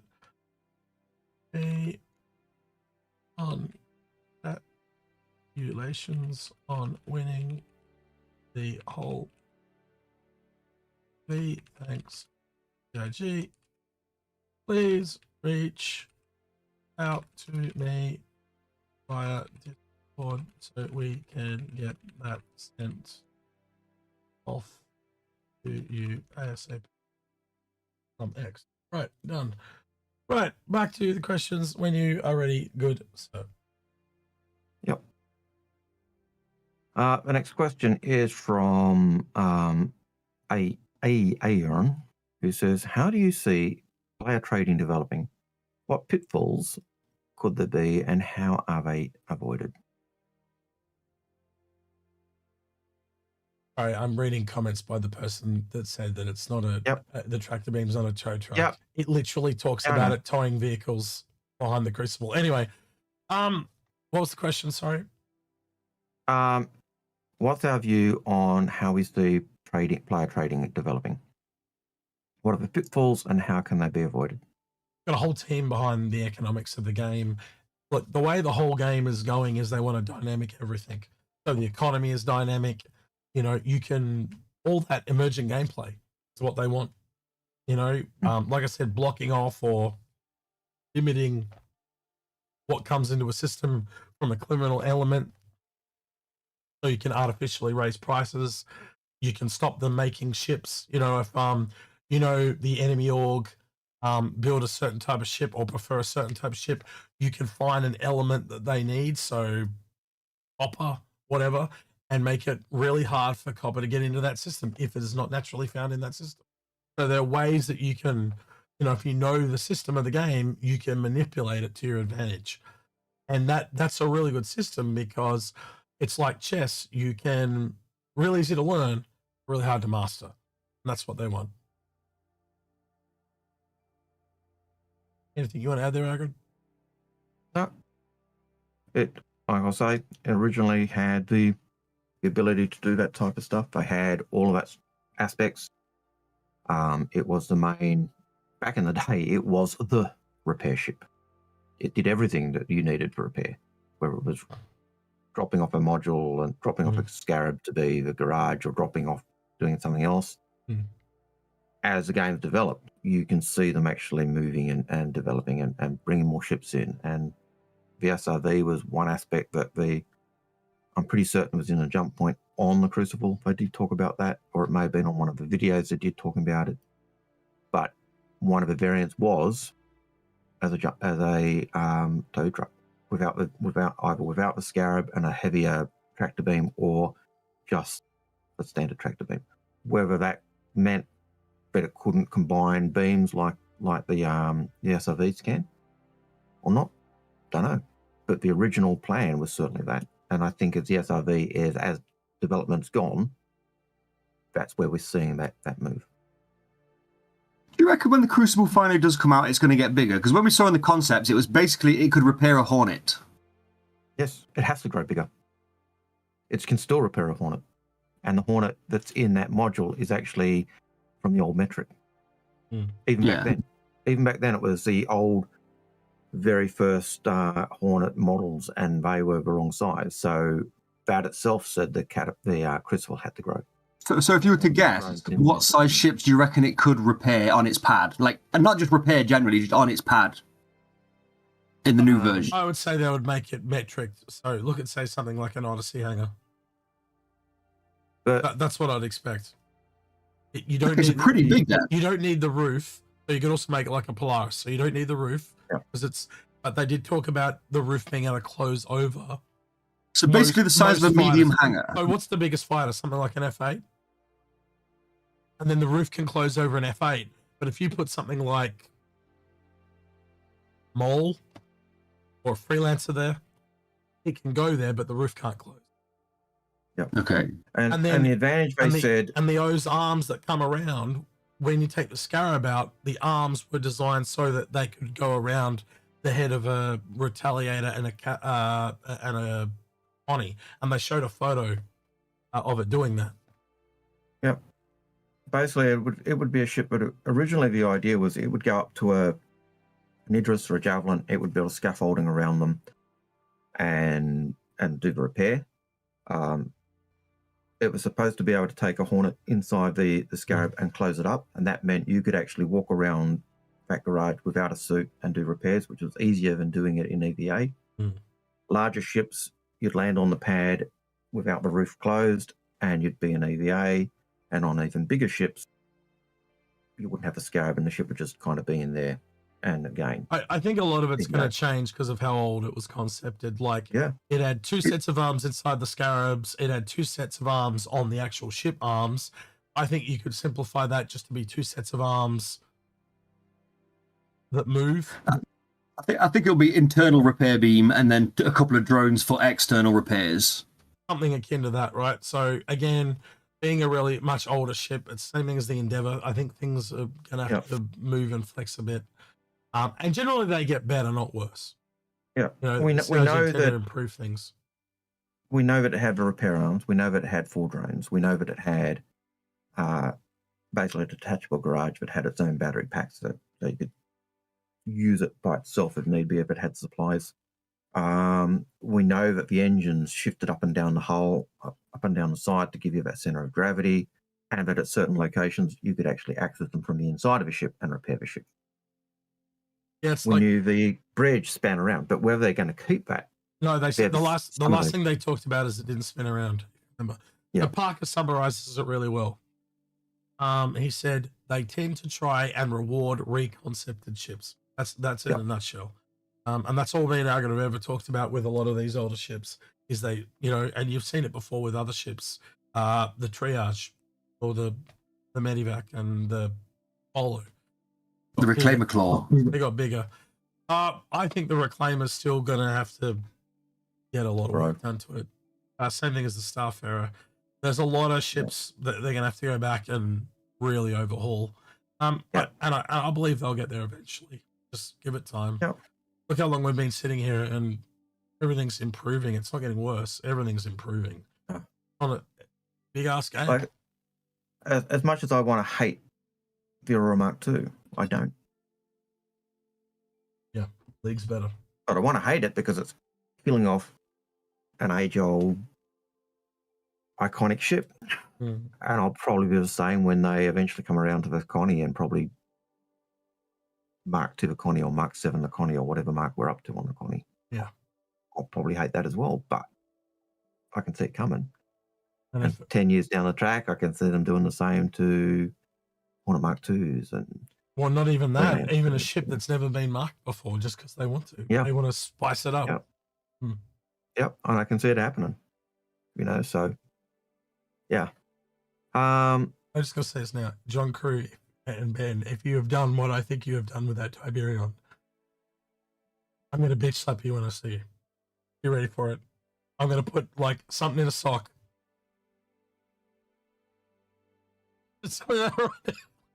Anyway, the next question. I'm venting now. You can tell I'm. Oh yeah, I didn't want to buy anything. Anyway, But he'll buy one. If it is that, he'll buy one. fuck's sake. Yeah, I want to save my money, Algared. I know. Warro's 1081 says, could the Pitbull be a Mantis competitor? Yep. I think you actually dealt with that earlier. Yep, we did. But I missed it on the chat. DJ Moore Junior 77 says, I used a discount code on a limited hull E years ago, cost $650. I melted it this week for a hull E. I melted this week for a hull E, $570 and LTI. Was this a good move? Downgraded from an E to a what? A D. Downgraded from E that cost $650 with a discount code to a hull E that costs $570 and still has LTI. Was it a good move? How much cargo do you want to move? Again, Look, neither of those ships are out. I can't make a comment. Oh, to me, Well, you still got a hull E. It's hull E at $650 cost or hull E at $570 cost, both with LTI. I would have which is a taken better this. move? I would have taken the 650E. That's $70, and you double the cargo. Yeah, It's the same ship. that you fucked up. It was called It's not the D to the E. It's an E at different prices. It's just the same ship, different price. Oh, You gave a cheaper price. You got hull E. so you it's got an, so it's an LTI. E. So he got an E for cheaper. Yeah. What a fucking oxymoron! Of course you did well. If you got it for cheaper, why are you fucking asking me? I thought it was E to D. Oh, my bad. No. Def. The question is E to E. Of course he did a good deal. Some guy swearing at me in Spanish. Oh, that's Sorry, I don't speak Spanish. I should just assume he's swearing at me. Tiburon. I don't know how it. Tiburon. Boo. Tiburon. Yeah, Hey, Tiburon. let me pronounce with you how I pronounce it. I do not give a Tiburon. fuck. I'm Australian. I say whatever. No. Lion. Zoyan. Raelian. Zoyan. That's right. Zoyan. I still get people going off for me Tiburon. because they call it Raelian. I put an I in there. Because I'm not calling Tiburon. it It's a Tiburon. Rael-N. I'm not going to Raelin. pause in the middle of speaking. Rael-N. Rael-N. It's Raelin. Raelin. Raelin. That's Raelin. One word. You just Yeah. accidentally said it right twice. Yeah, I know how to say it, but it's too fucking hard. Rael. It's not that, Rael. it's not that we're just We shorten everything. reducing the. It's not necessarily shortened. It's just reducing that Algared, sense we of. don't even call it McDonald's. We call it Macca's because we're so lazy. We don't want to say two syllables. Why We not just call say it the one. Ray and the Sue? We're softening the. What we're doing is we're softening the syllable break. And if you don't like it, suck it up. Well, they call it the Sulian. Sulian. I can just shorten that real quick. Sulian.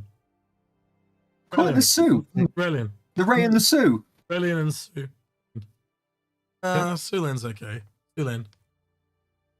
I've had people Raelin. saying you lengthen Raelin to Raelian, so you actually lengthen it, but it's just Tasmania. Don't worry about it. Not syllable wise. You don't. Rael-N. Raelin. Raelin. Raelian. Like again, McDonald's, Macca's. It's just what we do here in Australia. We shorten everything. Yep. Like my real name is Julian. All my family call me Jules. It's just quicker. It's just how it is. Everything gets shortened. Anyway, My brother's Alistair. We all call him Al. That's how it is. We're all too fucking lazy. Don't be fucked. Mhm. Anyway, next one, Algared. Robert Case 2252 says, "Is there a benefit to buying ships with real money versus in-game? It seems players can purchase an entire fleet in-game within a year. They can." Yeah, I think And that's it's one of you. I think that's a part of what we're moving to as well, aren't we, Algared? Mm. You know, they've always kind of said, I don't think concept sales will completely disappear. So they bring out a new ship and there'll be a concept sale and you'll get exclusive use of that ship for maybe 6 months before other people can buy it in game. And let's be honest, they're probably going to have to craft it in game. Mhm. So it's going to be a I lot, think the lot more work. There are always advantages to buying ships, unfortunately. There is an element of pay to win with the game, especially after resets and stuff, because you're ahead of the curve because your vehicle allows you to either go faster, do more, acquire more, or whatever. I don't think pay to win is the right term when it comes to Star Citizen. I think it's pay to progress. Pay for advantage. Pay to remove the grind, whatever you want to call it. But that's what it essentially is. Because if you've got to find the blueprint, craft the thing, you've got to do the entire quest line, rep grind to get that blueprint. Well, that's what's all removed. So all the progression is removed, and you just get the end goal. So it is a pay to progress. but But it's also an advantage because if you're in a ship that's, say, not a starter ship, for example, and you can do slightly harder missions with your skill level, Well, yes, of course, because your it's ship can just tank the results. Yeah, but it's also an advantage if I've got a bigger head than you or a bigger dick than you. It doesn't matter. So that's not the right. Yeah, but that's word. not an advantage you can pay for. Not the right word usage is what Right. I'm saying. What's pay to progress? Definitely is. No, it's pay to progress. Hagrid? But the other thing is when you are building ships with blueprints and other things, the player built stuff is going to be better than anything you buy in the shop. The other thing is that the advantage of buying ships now or buying ships with cash as opposed to buying them in game is if the game does a reboot or has to, they say, no, we've taken it back or going back to this point. Anything that's earned in game. But we are moving to that point of no more wipes soon too. And so any wipes that happen, and even in a no more wipes world, there can be situations where they need to do a wipe. The advantage of buying it with cash is it doesn't get wiped by a wipe. All right, we've still probably got over half an hour of questions left here, so I'm just going to turn the bot off. Yep. So that is more than enough questions for the rest of today. Yep. Hang on. Cody Cara said pay to advance. Oh, that's the same. just the word usage I think we're arguing about, so don't worry about it, Cody. Mhm. But yeah, beta advance would be the same as beta progress. Go ahead, Algared. Yep. Citizen Cheeseman says, do you have any concerns about the potential need to carry a different armor load, suit loadout with you before suit lockers? We can't answer that question because you have not sent us our cheese platter. And until we receive said cheese platter, no Cheeseman questions will be answered. Anyway, I say yes, and you can just put a thing in your cargo box in your ship. Cheese platter. If you need to. Give me the cheese platter. Radium TX says, space game aside, how are you guys doing personally, physically, emotionally? Algared goes first. That's what he actually says. Please. Yeah. Personally, yeah, good. Emotionally, yeah, good. Physically, yeah, chest is still a bit iffy at times, but yeah, otherwise good. X. Just trying to recover. I'm just a bit out of week, because the wood fire started here as well, so I've kind of got a bit of a double sickness going. So I get my cough up this time of year. I'm getting a bit of the asthma, a bit of shorter breath, the voice. So it's just a little bit under the weather. I'll get there. But other than that, now I was fine before the start stream mentally. Now I'm a million miles an hour. Now he's going to be. Yeah. He knows me well enough to know what what's coming this trouble. weekend. I'm in trouble. You I'm are in trouble now. trouble. Because you imagine what we're going to be doing this weekend. Yeah, I know exactly what we're doing this weekend now, you bastards. Aiden BQ1ZS says, so because Drake is day one, could the command module come on day one with the ironclads? Don't know, just curious, and I'm looking forward to flying my ironclad in 3 weeks' time. Well, it's going to come with the ironclad because it's attached to it. Mm-hmm. So yes, is the short answer. Yes. And will they sell it separately? Who knows? At the same time? Who knows? You'll guess is the Pitbull the name they've given to the command module? Exactly. We don't know yet. They're all questions that could be that we await to be answered. It's just this weird visual of watching all these Draconis walking around with Pitbulls. Mm-hmm. Do you have your doggy with you in your ironclad? Like I can see. It sort of makes sense because Pitbulls do clamp onto stuff. Yeah, I know. That's what I'm saying. So, like, I can see where they're going, but we'll wait and see. We'll wait and see. Kendall Boatner 1851 says, with the upcoming ILW, do you think the option to purchase a Javelin will be available, or its focus will be on Drake ships and the Odin? Aegis Day, you'll be able to get the Javelin. Not a problem. And you'll have it's an Aegis Day. We'll have the same. What do they do? Window. What do they call them, Margaret? Fuck. Yep. Every 6 hours, every 8 hours. Yep. Waves. They'll have waves. That's what they call them. And yes, if they're selling Drake ships and the Odin, they're not just selling Drake ships and the Odin, they're selling combat ships. They'll sell everything during this sale. That's linked to Invictus Launch Week or DefenseCon.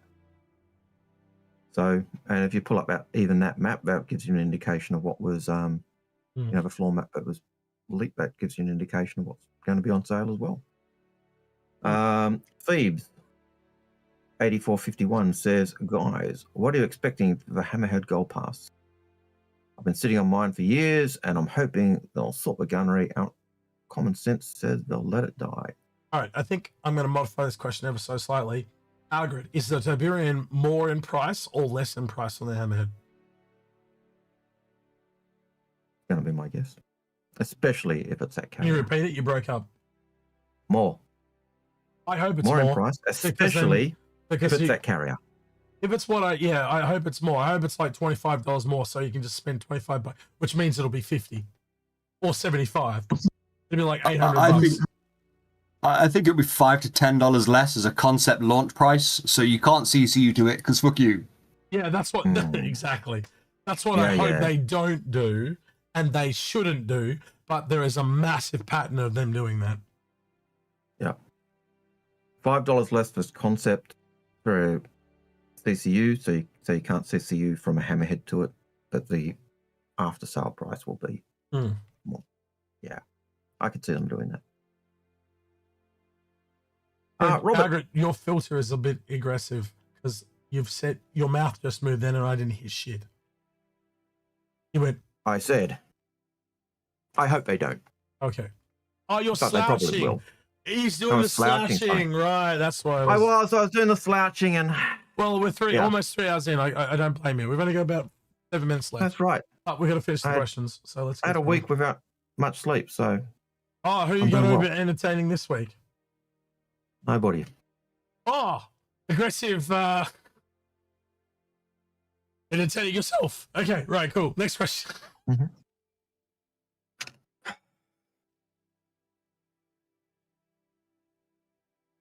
Oh, Not let's even saw you fair. onto a camp with students Again. one day. Man, me and the kids will be on you like flies on shit. You do not want to do that. My mum brought me to a camp and I had her kids against her in no time. No. You'll be the person with duty of care.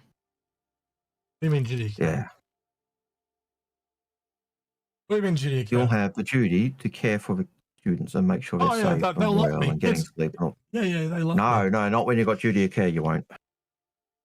That's what the tasers are for, Algared. Anyway, right, next question. Mm-hmm. Yeah, that would get you in trouble with duty of care, trust me. No, All right, Robert get you in had a trouble because you question. should have invited a civilian along. Anyway, go.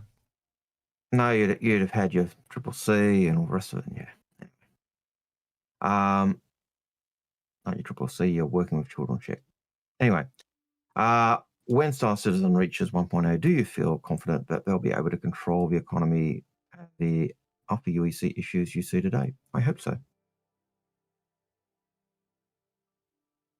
Doing to me.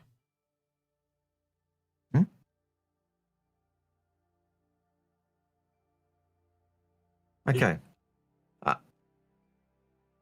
Altzilla, Star Citizen says, Mhm. what does Al say when you plug the Drake Bulldog into it? What does AI say? Sorry, when you... Oh my god. Well, that really that's a different type of entertainment. I was not expecting that entertainment. Somebody clip that, please, because that shit is going viral. Algared connects to Bulldog. Ooh, Pitbull, or whatever you said. No. You said connects, Algared connects, or Al connects to Bulldog. That's what you said, implying Algared connects to the Bulldog. Into it. So That's an entertainment I was not seeing. Now we know what I was doing alone all week. That is shocking. That went from a 9 to a 47. Just execute. Time. Stop. Let's go through these questions. All right. See what I have to put up with. See what I have to put up with all the time. all right. Ark and Danger says, question, do we have an idea when the Ironclad Assault might be released? Yeah, the first day of the sale. Next. Yep. Unstable Thing. That's just a comment to someone else. But on that floor plan that had been done, Zion was saying that all the ships with question marks were there because he couldn't actually work out what was there because it was blurry. So taking our best guess. Captain Sean Solo. What if a Pitbull is a snub fighter like the Fury? Kind of what Pete was implying, I think. A command module that's more attacky. Yep. We could see it. We'll have to wait and see. Altilla Star Citizen says, wouldn't a larger medium Gatac ship released at the same time as a Raylan kind of cannibalize its sales? This indicates the other Gatac ship is likely to be much bigger than a Sulan. It's an alien week. So can't you have one at the start, one at the end? All days apart at the same time, completely different roles. It's multiple. One is more expensive. You got the Ironclad. You've got the Ironclad and the Pitbull come out on the same day. Just saying. You have one ship that's really expensive and one ship that's really cheap, then you either get double sales or you get people buying the cheap one because they can't do the if you've got a Raelian and the Raelian's gone up in size, so let's say $450 for a Raelian or $400. Let's just round numbers. $400 for the Raelian. If you had a medium ship, the most expensive medium ship I think we've seen so far is $200 and the A1 or 190 or something like that. So and the cheapest being what, 110, the Caterpillar, the Cutlass rather. So again, let's just break $150 price point, $400 price point. Appeals to two different people. You know, and I could see a medium ship people who have decided, oh, Varalen's too big a ship for me. Yep. Downgrading to the smaller ship because they still want that alien ship type gameplay. So, all right. So, Unlimited Spade Works says, since it seems that every new ship release from CIGs is larger than the concept, how much do you think the dimensions of the ironclads will be inflated? I don't think they will, because they're using the new metrics now. Yep, agreed. It's pretty close to standard. There doesn't seem to be much changed on the exterior, just a bit more styling as they worked out that Drake stuff. And if Grim was here, he'd talk to that effect as well. Both me and him have been keeping an eye on that. It's more in line with the new Drake stylings of things like the Clipper and the Cutter. But yeah, it looks a lot better. They've learned how to make ships finally. Yeah, What the other way to put it? And it's the old ships that tend to grow. Agreed. As they put in the components and other things. So, or they do what they did with the Apollo when they made a variant. But these two variants were planned from the very beginning. A lot better thought out. It's not wrong. Arian says, last week on one of your shows you mentioned a vehicle dropship, i.e. alien Starship Trooper style 3x3. Yep. Can you expand on it? We were just talking about the battle cruiser if it had modules. Was that idea, and just like the idea of 5x5, sorry. I just like the idea of the Asgard and the Valkyrie working in league with their own battle cruiser. I just thought it'd be cool, you know, and thing that kind of drops them off like Starship Troopers would just, I could see that selling incredibly well. And having something where you know, a module that's more ground based, and you have, you know, you put the Valkyrie and the Asgard in there and load up all your tanks and cyclones or whatever, and then 5x5, and you know, they drop out of it and fly down. They're like hotcakes. Yeah. What else to add? Anything else you want to add, Algared? No, not really. That's pretty much it. I did. Someone was saying, "Do we mean we're getting alien Varalen at DefenseCon?" No, we'll be getting.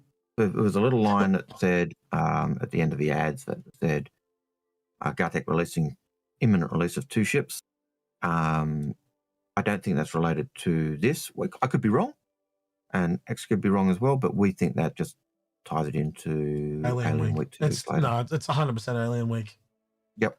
100%. Yeah, 100%. You might see something akin to what we did last Invictus. We did have the Raelian as a hologram, if you remember, Algared. But again, the way the ship floors have changed is they seem to just have one ship floor this time. You know, we didn't have cycling ship floors anymore. It's just one. That's it. Because they wanted to work on the game more than work on the show floors. So. Yep. Stalker 3000. With all recent leaks, do you think all Invictus upcoming ships are shown in April's full hull B video as variants? No. They were all made up bullshit, stupid, waste of time. They made it for themselves. They love to troll. If you've actually met them, they love joking, like kidding around. It was just for a bit of fun. The whole episode was just for a bit of fun, and there's no real meat on the bones, as in, when I say waste of time, it was in, there's no information in there. It's just, it was for fun. Apart from the hull B is coming. Oh, yeah. But yeah. Which is all news.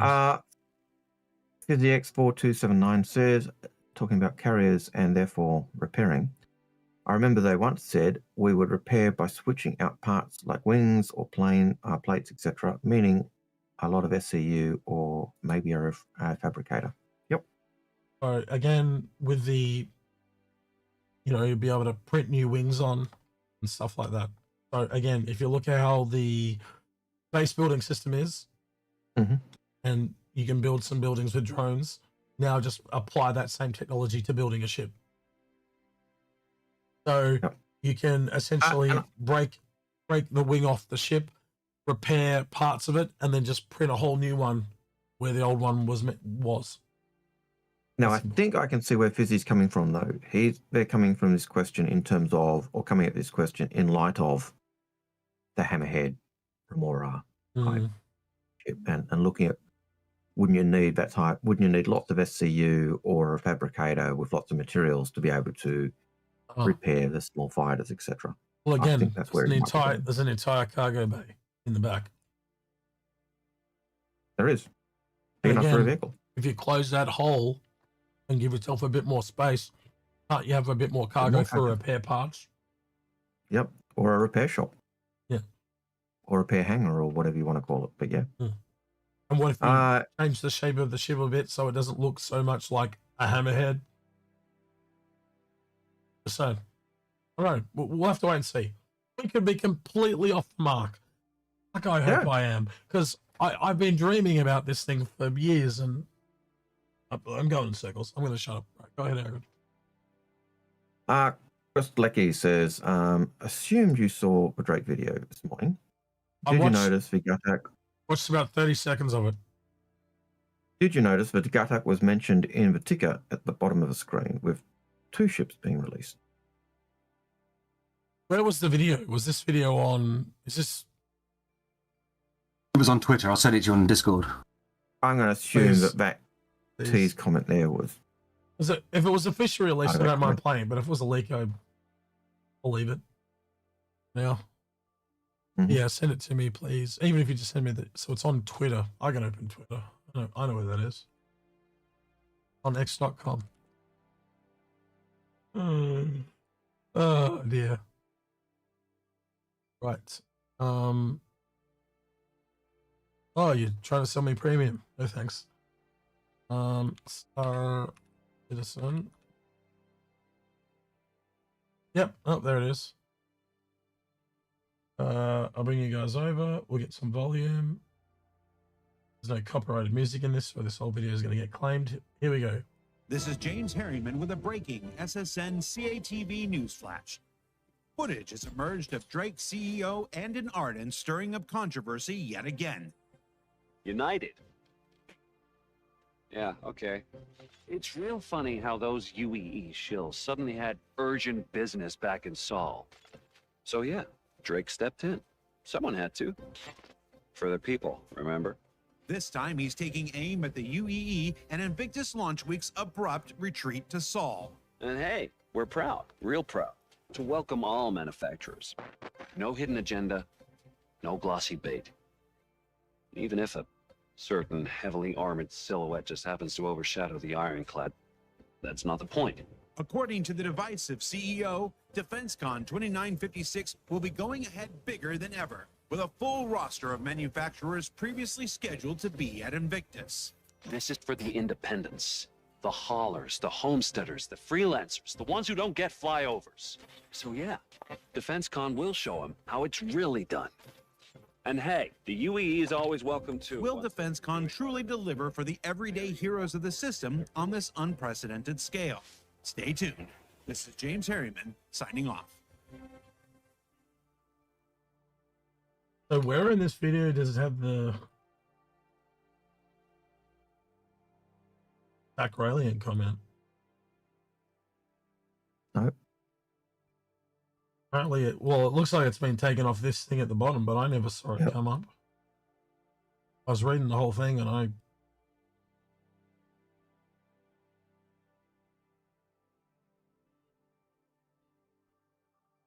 Oh, there you go.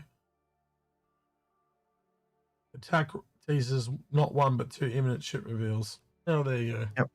That was right at the start. I think you missed it. We have actually discussed that, but yeah. Yeah, but well, I hadn't watched the whole video, so I know where it's from. Anyway. Why did the UE have to suddenly retreat to Sol? That automatically makes me think of what Aaron said to me years and years and years ago in 2014. But Earth will be, and it had been talked about by people for years that the Vandal were going to Sol and basically destroy Sol, basically wipe out, smash Earth, and that solved problems in terms of building the world and it makes me think of symbols we that might be a story to go with the release of Squadron. But it's we'll see. So it makes me wonder.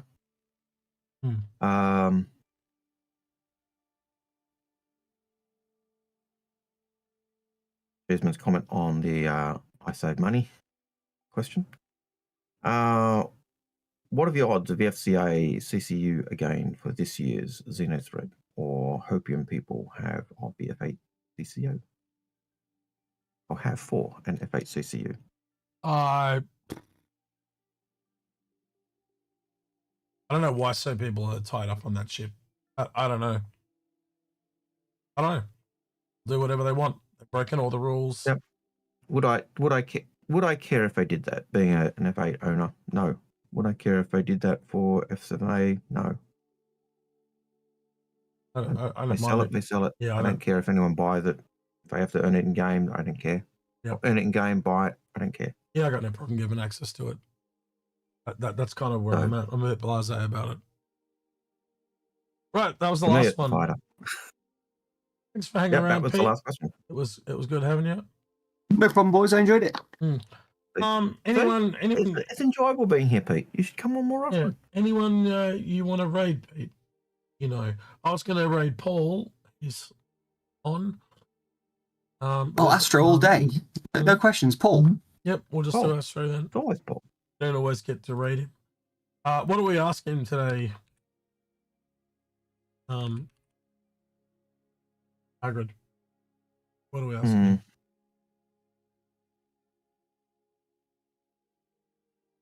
What's his take on why the UE retreats to Sol? There you What? Well, yeah, okay, and I want to know, what does he think the Pitbull is? go. Yep. What's the Pitbull and why is the UE retreating to Sol? All right, then. What's the big emergency? Well, we'll have to do an episode this weekend to Algared, so... Mm-hmm. Oh, my brain. My brain can't handle it. Right. All right, then, Twitch, say goodbye to you. Oh, we'll be watching, by the way. Don't forget. Yep. Like, subscribe, hit the buttons and all that other stuff. That's when- Twitch don't do that. Yeah, we do. Yeah, that's why I do it after Algared. Right, look, Yeah, that's I know. my job. Hey, I You forget. ask the questions, I do the other shit. You sit back and behave. Right. All right, Twitch, say goodbye to YouTube. YouTube, say goodbye to Twitch. Have a good week. Bye, Twitch. Bye, Twitch. Right, naughty boy. Just doing my job. You're a bad boy. Mate. My job. I was trying to save your voice. I was trying to save your voice. In any game. Right, so listen in. is in fact, or in Star Citizen. I'm going to mute this. Wrong. Shit. Hold on. Shit. No. Because we get copyright claimed. Yeah, we'll dance in silence. Like weirdos. But yeah, we get copyright claimed if I don't mute it. Probably already been copyright claimed. But Yeah, probably has. Oh, guys, if you clip them dancing, I'll make an emote. But of all three of us, That's Yeah, sure. Call it dance party and just have me. And just get we'll get Luke in a space to do one too. And just have all five of us like. doing a dance party, yeah. Yeah, that'd be bad. All right, let's listen in. If I can click. But I'm going to be doing my my pubathon tomorrow. So I'll be doing a much longer stream tomorrow morning, 9 a.m. Eastern, 6 a.m. Pacific. Asked Until him. late, so He answers my You wanna know question. Surprisingly, it put me back into my ship even though I downloaded an entire hotfix and did other stuff in the meantime. Is he reading chat? No. Sir Astro, yes. come hither, please. Ah, yes. All right. The I don't think they can answer. The Coda Astartes. Indeed, from the folders of... All right, we'll love him and leave him. They're obviously doing a playthrough. Yeah, so I think we're probably gonna have to do an updated video on Invictus this weekend, Algared. The full Hopium edition. Maybe that's what we'll call it. Drake Defense Con ships revealed Hopium edition. And just go down the complete rabbit hole.